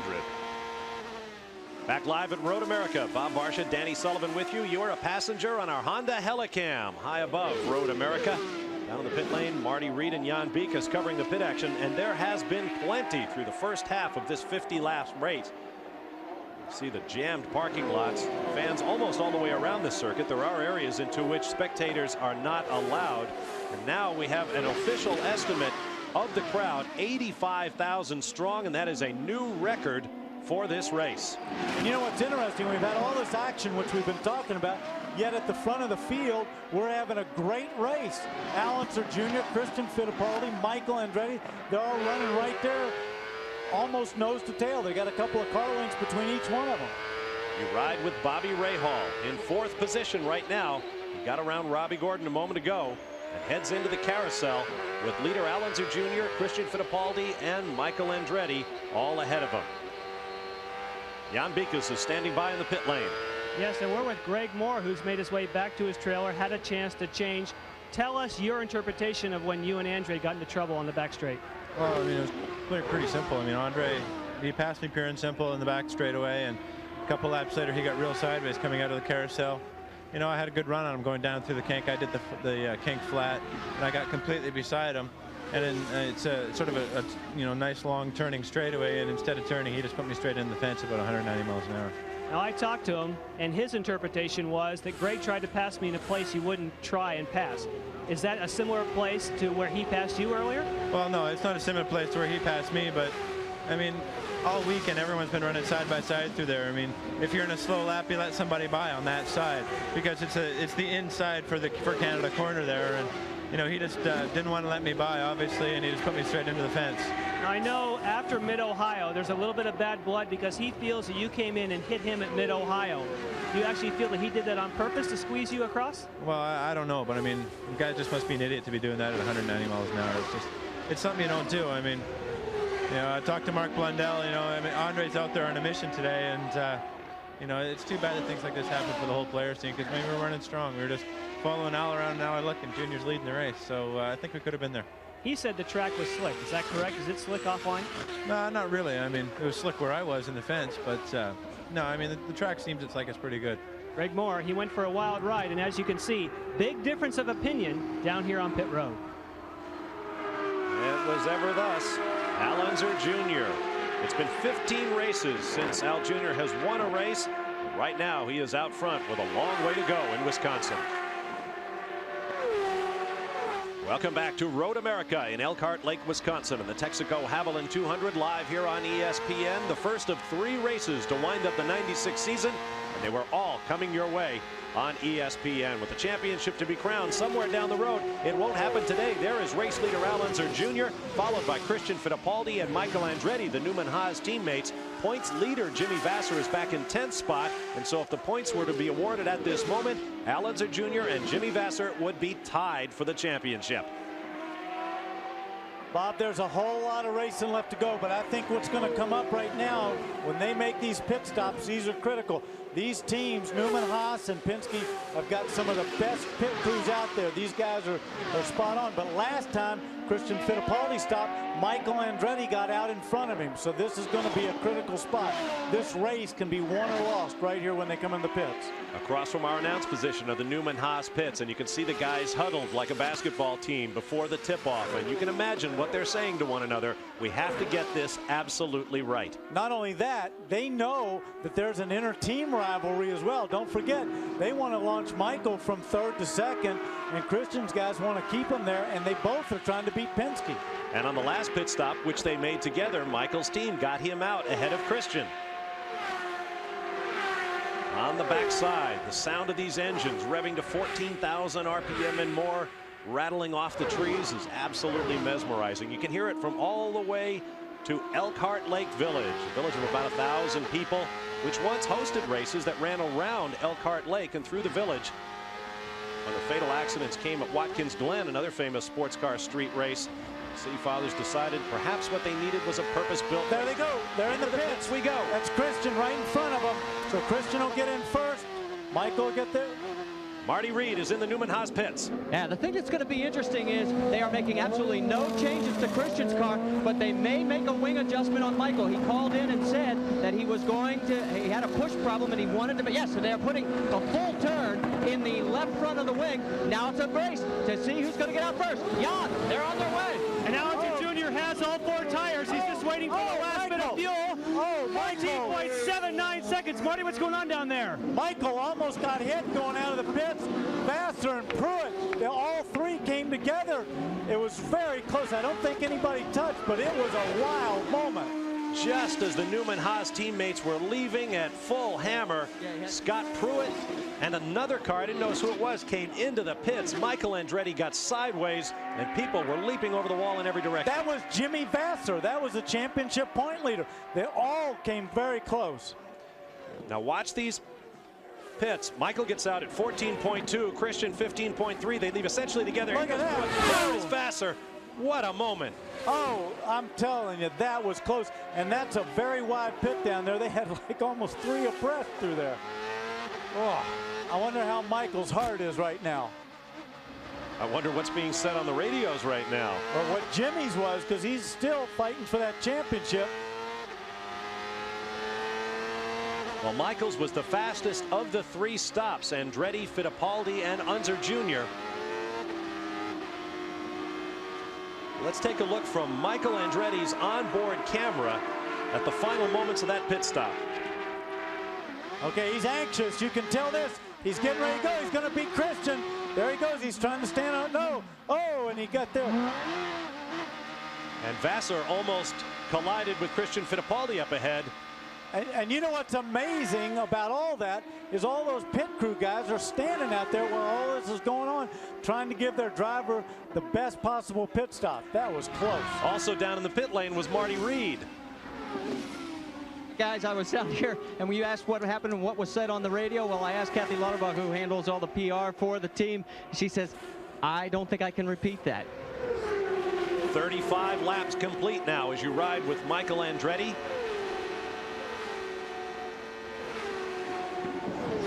Warming up the tires, getting back up to full speed. Jan Bikas has more on Robbie Gordon. Is that correct, Jan? Yes, I do. Robbie Gordon came in, and the screaming you're hearing in the background is that Brian Herta just made his stop. We were running in between the 2 cars. It turns out that Robbie Gordon had a very long stop. The alternator had failed on the car, and they had to change the battery.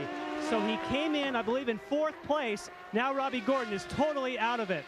14th position. Boy, I tell you, Derek Walker Racing, those guys cannot get a break. Every time they've got a good result going, something happens. Robbie's had a few offs, or they have something break like that. But you know what? Those guys will come back. Absolutely. Derek Walker working hard for 1997 already, even though he will lose his driver Robbie Gordon to Winston Cup competition. Now from overhead, here is that Newman Haas pit exit once again. And the guy at the nose of the car has to make a split-second decision. Oh. This one almost went wrong. Well, he's got to get the guy out. Don't forget, there is a speed limit in the pits. The maximum. I mean, in the old days, those guys used to come through as fast as they could. Then it was really dangerous. They got smart and got a pit stop in there. One more look. Now watch for Jimmy Vasser when he comes in. There he is at the bottom of your screen. Watch how close he gets to the pit wall. Yeah, but he was okay, and great piece of driving on Michael. Even if, look, he almost gets Christian there too. Oh, that was close. But the most he would have done there probably on the wall would have white-walled a tire, and he was changing them anyway, so it didn't really matter. And Scott Pruitt, in the midst of all that, actually managed to make his pit stall in pretty good order. Adrian Fernandez. Now, more than likely, that'll bring out a full course yellow, so all those pit stops, it'll bunch everybody back up, because usually when those guys are in a spot like that, if they can't pick them up and put them over the wall, he wants to get pushed out of there, but not sure where that is. It may be down in Cat in a corner. For now, it's still being shown as a local yellow. No yellow flag from the flag stand, and we expect Alex Zanardi in the pits. It looks like if they're going to pick him up like this, they're going to put him over the wall. That's a fairly slow corner there, and I think that's why they're making that judgment call, and it's at the end of the race.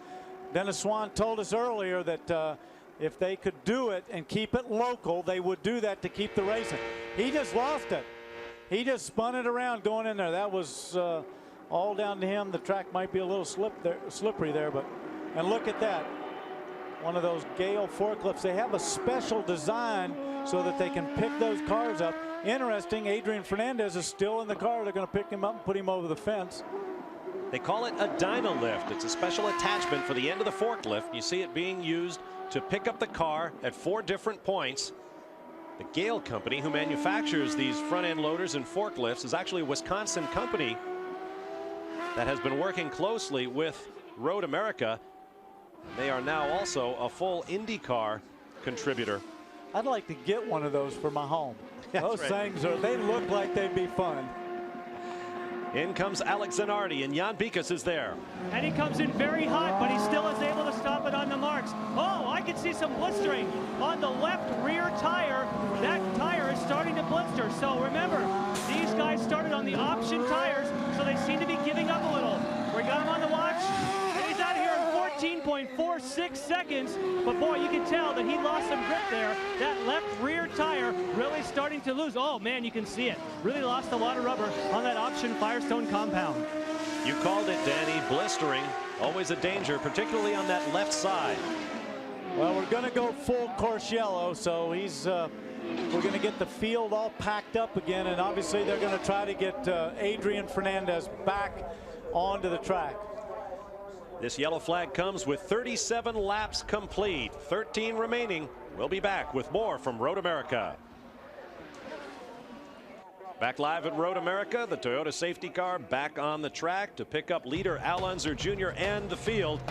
Look for highlights of today's race and all of the day in motorsport on RPM tonight on ESPN2. Kenny Mayne coming your way at 8 p.m. Eastern Time, 5 p.m. Pacific. Not only today's IndyCar race at Road America, but also the NASCAR news from Michigan and the IRL at Loudon, New Hampshire. They'll have it all on RPM tonight at 8 p.m. Eastern on ESPN2. Well, it's been a long and interesting day, and we've got a long way to go as you watch Al Unser Jr. out front behind the safety car. Hopefully it'll be a short one. They may get Adrian Fernandez started again or bring him back around. Let's get more from the pit lane now in Jan Bikas. Well, Bob, the Ganassi crew, when we were watching that Zanardi pit stop, they were so excited by how fast they got it done. And as soon as he screamed out on the racetrack, the double yellows came here on pit road. They all hung their heads and knew that they now were going to be way out of position, because obviously you want to pit under yellow, you don't want to pit under green. Why did he come in? He's out of sequence because of the earlier contact and the change of the tires. He couldn't go another lap. He didn't have enough fuel. Zanardi now, unfortunately, got caught by the yellow. Marty? Jan, you mentioned the blistering on the left rear of the Firestone. Well, let's take a look at Christian Fittipaldi's set. This is the primaries that both he and Michael Andretti are running, and all the way down, all four very still warm, but no blistering, no peeling of any kind. These tires look in great shape. Well, I think we saw that over the weekend, and when Jimmy Vasser had that problem in qualifying yesterday, obviously right there, Robbie Gordon is obviously still having a problem. See, they're trying to probably change that battery again if that's what the situation was before. This yellow, what it does help is it'll make sure that everybody's now got enough fuel. They've got them leaned down right now where they're under yellow, conserving as much fuel as they can. When they go back racing, we're going to go back racing full rich. That means they're going to have maximum fuel, maximum power. This is going to be a race till the end. Here's a look at our pit summary. Look at the positions they were in when they came in and went out. Al Unser Jr. got the slowest of the 3 leaders pit stops. He came out in 2nd place. Christian Fittipaldi dropped from 2nd to 3rd. Michael Andretti 3rd to 4th. Bobby Rahal came out in 7th position. Robbie Gordon in 15th. Of course, all that is changing as Gordon sits in the pits while the field comes by to put him another lap down. Look there at the huge crowd gathered here at Road America today for the 15th running of the IndyCars on this 4-mile circuit. Jan Bikus. Robbie Gordon, as you mentioned, Bob, is sitting down here on pit road, but he's in the car because they are going to just change the battery again. Obviously, Robbie Gordon very, very upset. When he left here last time, he just put it on the revometer and just held it on the revometer all the way out. I'm not talking about speed control. I'm talking about leaving it in 1st gear, being so upset, you're just trying to blow the thing up. Then he came by here, what sounded like in 4th gear instead of 5th or 6th, with the thing on the revometer all the way down the straightaway. Right now, you can almost tell by his hand gestures that he's having more radio discussions with Derek Walker, a very upset Robbie Gordon. Well, it's been that kind of a year for Robbie Gordon and the Walker Racing team. Meanwhile, the field goes by. Here's Max Papis just coming around Hiro Matsushita. Frank Archiero, who owns that team, recovering from surgery in California. The team is thinking about you, Frank. We'll be back in a moment to Road America. Still under caution at Road America. Coming up next on ESPN after the IndyCars, the Senior PGA Tour final round coverage of the Northville Long Island Classic. Coming our way after our event here at Road America, and it's been an interesting day. Interesting to say the least. Now I know that Alex Zanardi team was complaining that the yellow came out, or they felt dejected that they came out, but you know, he was 26 seconds behind at that stage. He would have fallen to the back of the pack. He's now only about 3.5 seconds behind. He's got a chance to make up a lot of ground. And of course, what we're talking about is points, precious points. Meanwhile, Jan Bikus has more on Robbie Gordon. Yes, and we're team owner Derek Walker. Now, Derek, it looked like Robbie wanted to get out of the car, but it looked like you want him to stay in. And by the way he left, I don't think he's trying to save anything on that car. What's going on? Well, he's a race driver. He's just trying to get back in the race, so he left as quick as he could to get back in because they're going to start a green here. No, we had a great track, great car today, but the engine's letting us down here, so we're really struggling with it. We're trying to make it to the end. I know he's frustrated. It almost sounds like he's trying to blow the thing up. I mean, he's on the revometer constantly. Is it just that aggression of Robbie Gordon right now just taking over a little bit? No, I think everybody's pretty frustrated, right? We're all on the limiter over here, so we're just trying to make it to the end. It's been a long day, and it's unfortunate we've got a good race car. Now, we know that Robbie has made this announcement today about where he's going. When will we hear your announcement? Well, we're going to make our announcement at Laguna Seca. It seems the right thing to do. It's the last race of the year, and we'll announce our plans there and, you know, finish up the year and get on with it. Well, we're getting ready to finish this one up. Let's get back to Bob. Special diplomacy points to Derek Walker as we take the green with a restart on lap 41. 9 laps remaining here at Road America. And there you see Alex Zanardi going inside Bobby Rahal. I don't know how he can complain about that stop. Look where he is. He's got fresh tires and fuel. And you know, if he just pitted right now, he's got plenty of fuel. He's got that thing turned up. You ride with Rahal. Through the trees, shadows growing long over Road America. Now Rahal planning to counterattack on Zanardi, who squirming hard under braking for turn 5.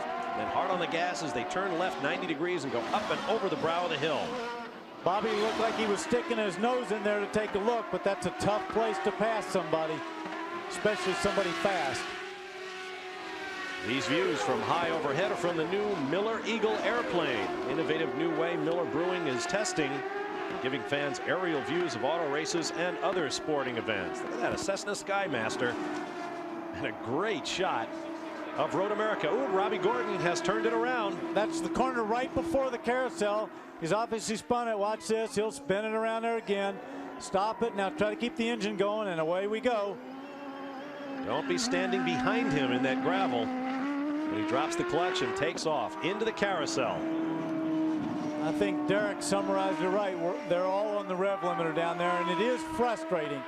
I understand, Robbie, when you've got a great handling car and then the motor's not running good or you got an electrical problem, that's really frustrating.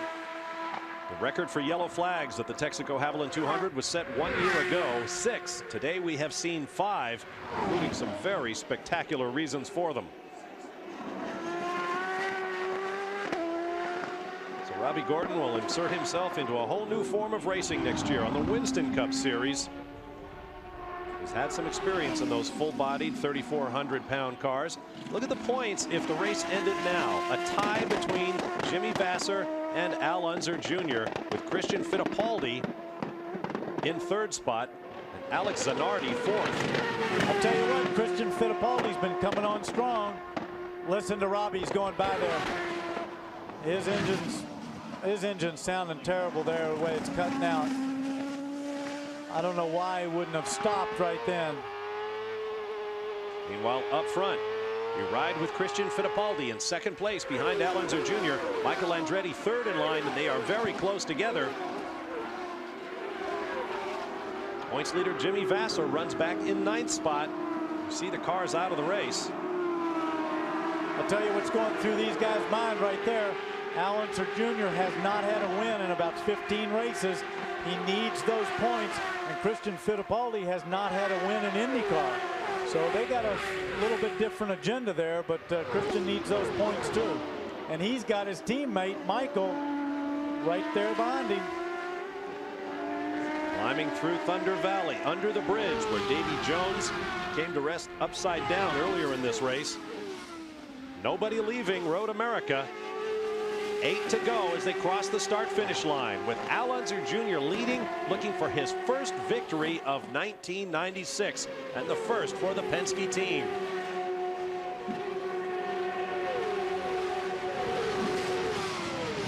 Down into turn 1 they go. Fittipaldi 2nd, Andretti 3rd, Zanardi 4th, Ray Hall 5th, followed by Stefan Johansson, Brian Herta, Parker Johnstone, Jimmy Vasser, and Scott Pruitt. We'll be back with more live from Elkhart Lake, Wisconsin in just a moment.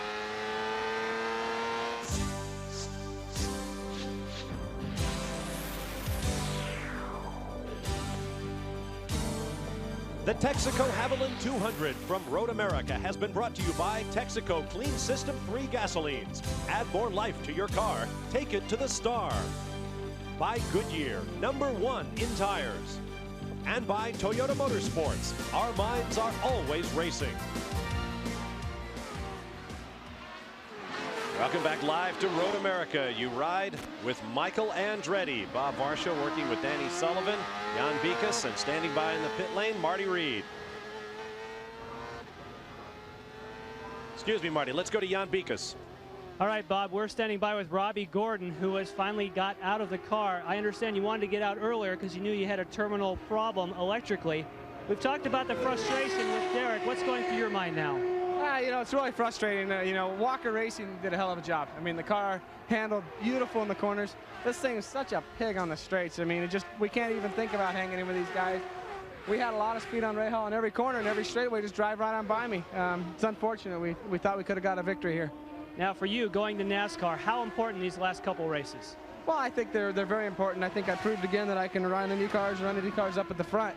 You know, I think the Ford engine was one of the reasons why I did choose to go to NASCAR, because I didn't think it'd be competitive next year. Now tell me, you were in a place where you could see the accident between Andrew Ribeiro and Greg Moore. How do you think that unfolded from your seat? Those two guys need to wake up. I mean, both of them are driving like complete idiots out there. Adrian Fernandez, the other Tasman guy, he took me off. You know, these guys, they got to cool down. It's a long race, it's 50 laps, and they got to get their head on straight. I pulled up to both of those guys and I said, use your head, because they're blocking people like no tomorrow. Okay, well, coming from Robbie Gordon, now tell me a little bit about the equipment.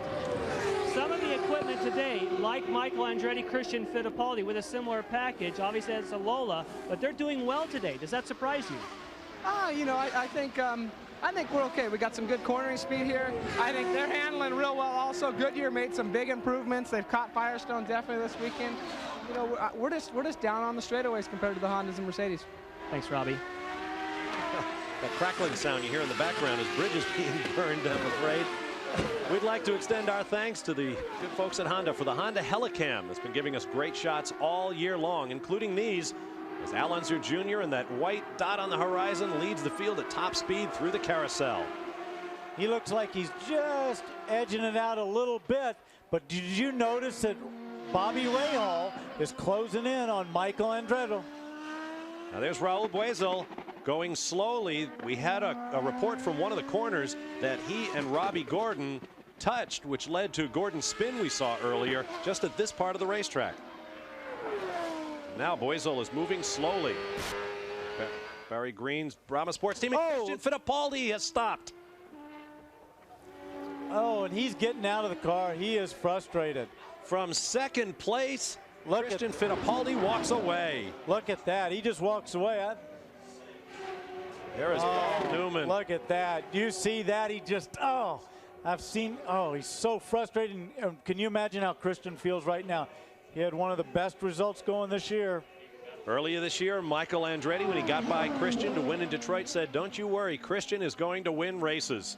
And he had a shot here today. I think Christian needs to get maybe on the other side of that barrier where he's walking. That's a pretty fast part of the track. There's Carl Haas. He doesn't give us much, but Carl keeps those expressions. He's got to be frustrated, though. He's got a good second, third. Look at this. Crossing the racetrack. Right before Canada corner. I don't think that's a very smart spot to be walking like that right now. Get on the other side of that barrier. That's where Moore came down there. He'd take him right out. And there's still a lot of guys out there racing.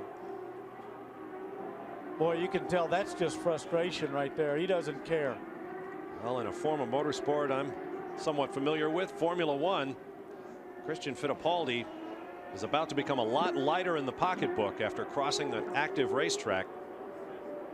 See the corner workers asking him to step over, and he does. Now here are the point situation if the race ended now. Jimmy Vasser with a 2-point margin over Al Unser Jr., and that's because he moved up a spot when Christian Fittipaldi dropped out. As you watch Stefan Johansson presently in 5th position. A good run for him today.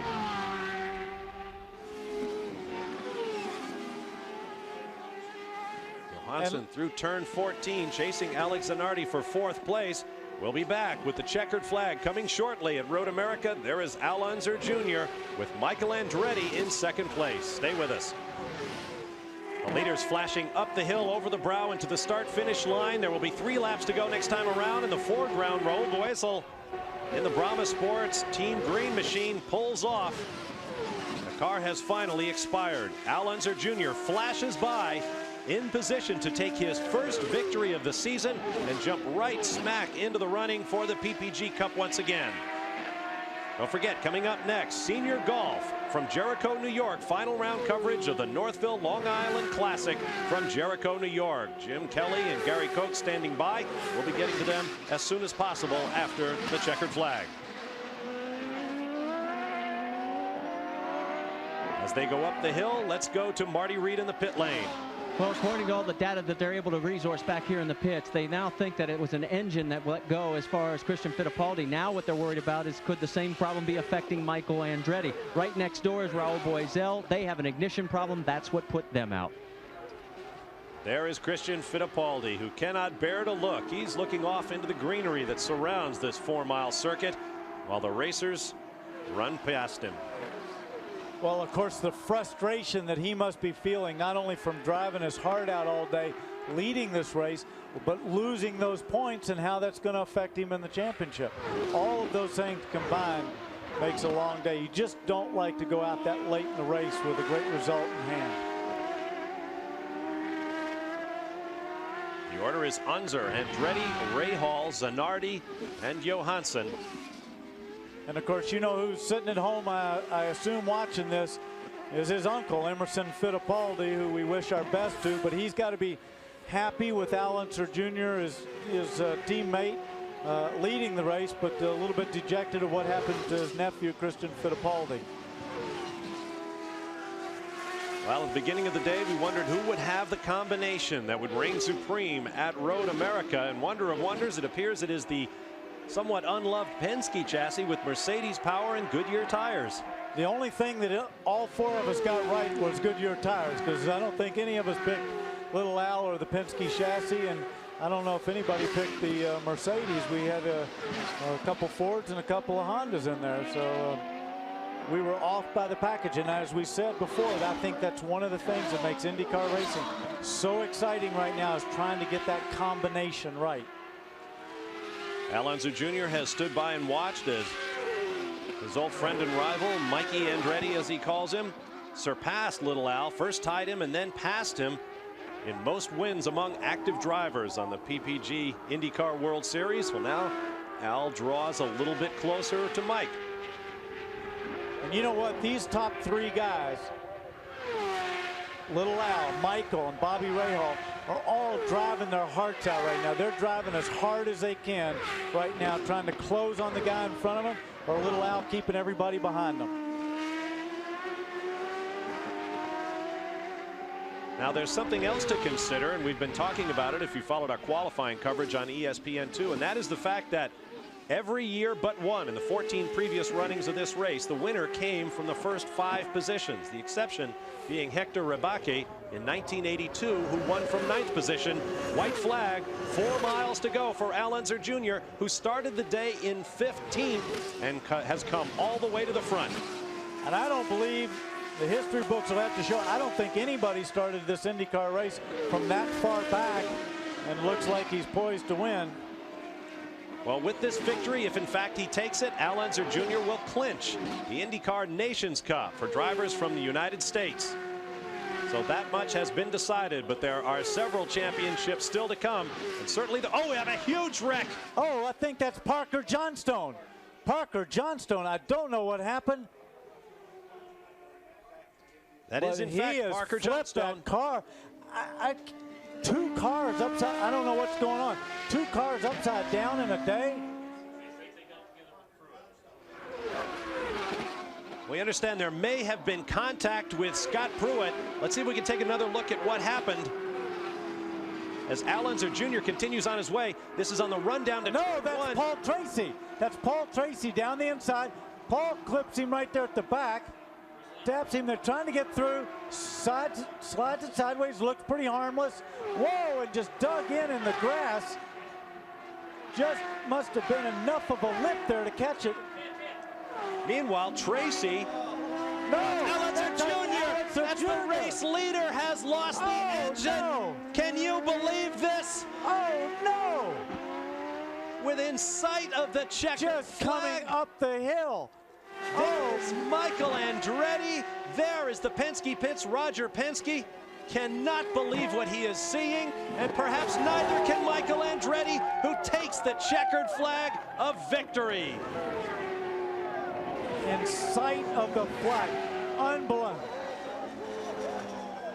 Now, corner workers are at Parker Johnstone's car. As you watch Al Unser Jr. and the smoking heap of his car, Parker Johnstone appears to be okay, and that is great news. What a dramatic finish to a day that has been full of the most amazing twists and turns as Michael Andretti comes through for his 34th career win, his 4th of the year, and the 5th of the year for Goodyear tires. There is Parker Johnstone being worked on by the medics. You see he's talking to them. Here's the view from his car as Paul Tracy comes up from behind. You can tell he's just checking his rear view mirror. He's on the inside a little bit. Oh, he gets tapped there, throws it sideways. Oh, what a ride. What a ride. The medic's holding his head. He'll be put into a neck brace, as was Davy Jones when he went over. And Jones explained that they do that as a precautionary measure. There is Mario Andretti. What a day for the Andretti family. Here are the final results of the Texaco Haviland 200.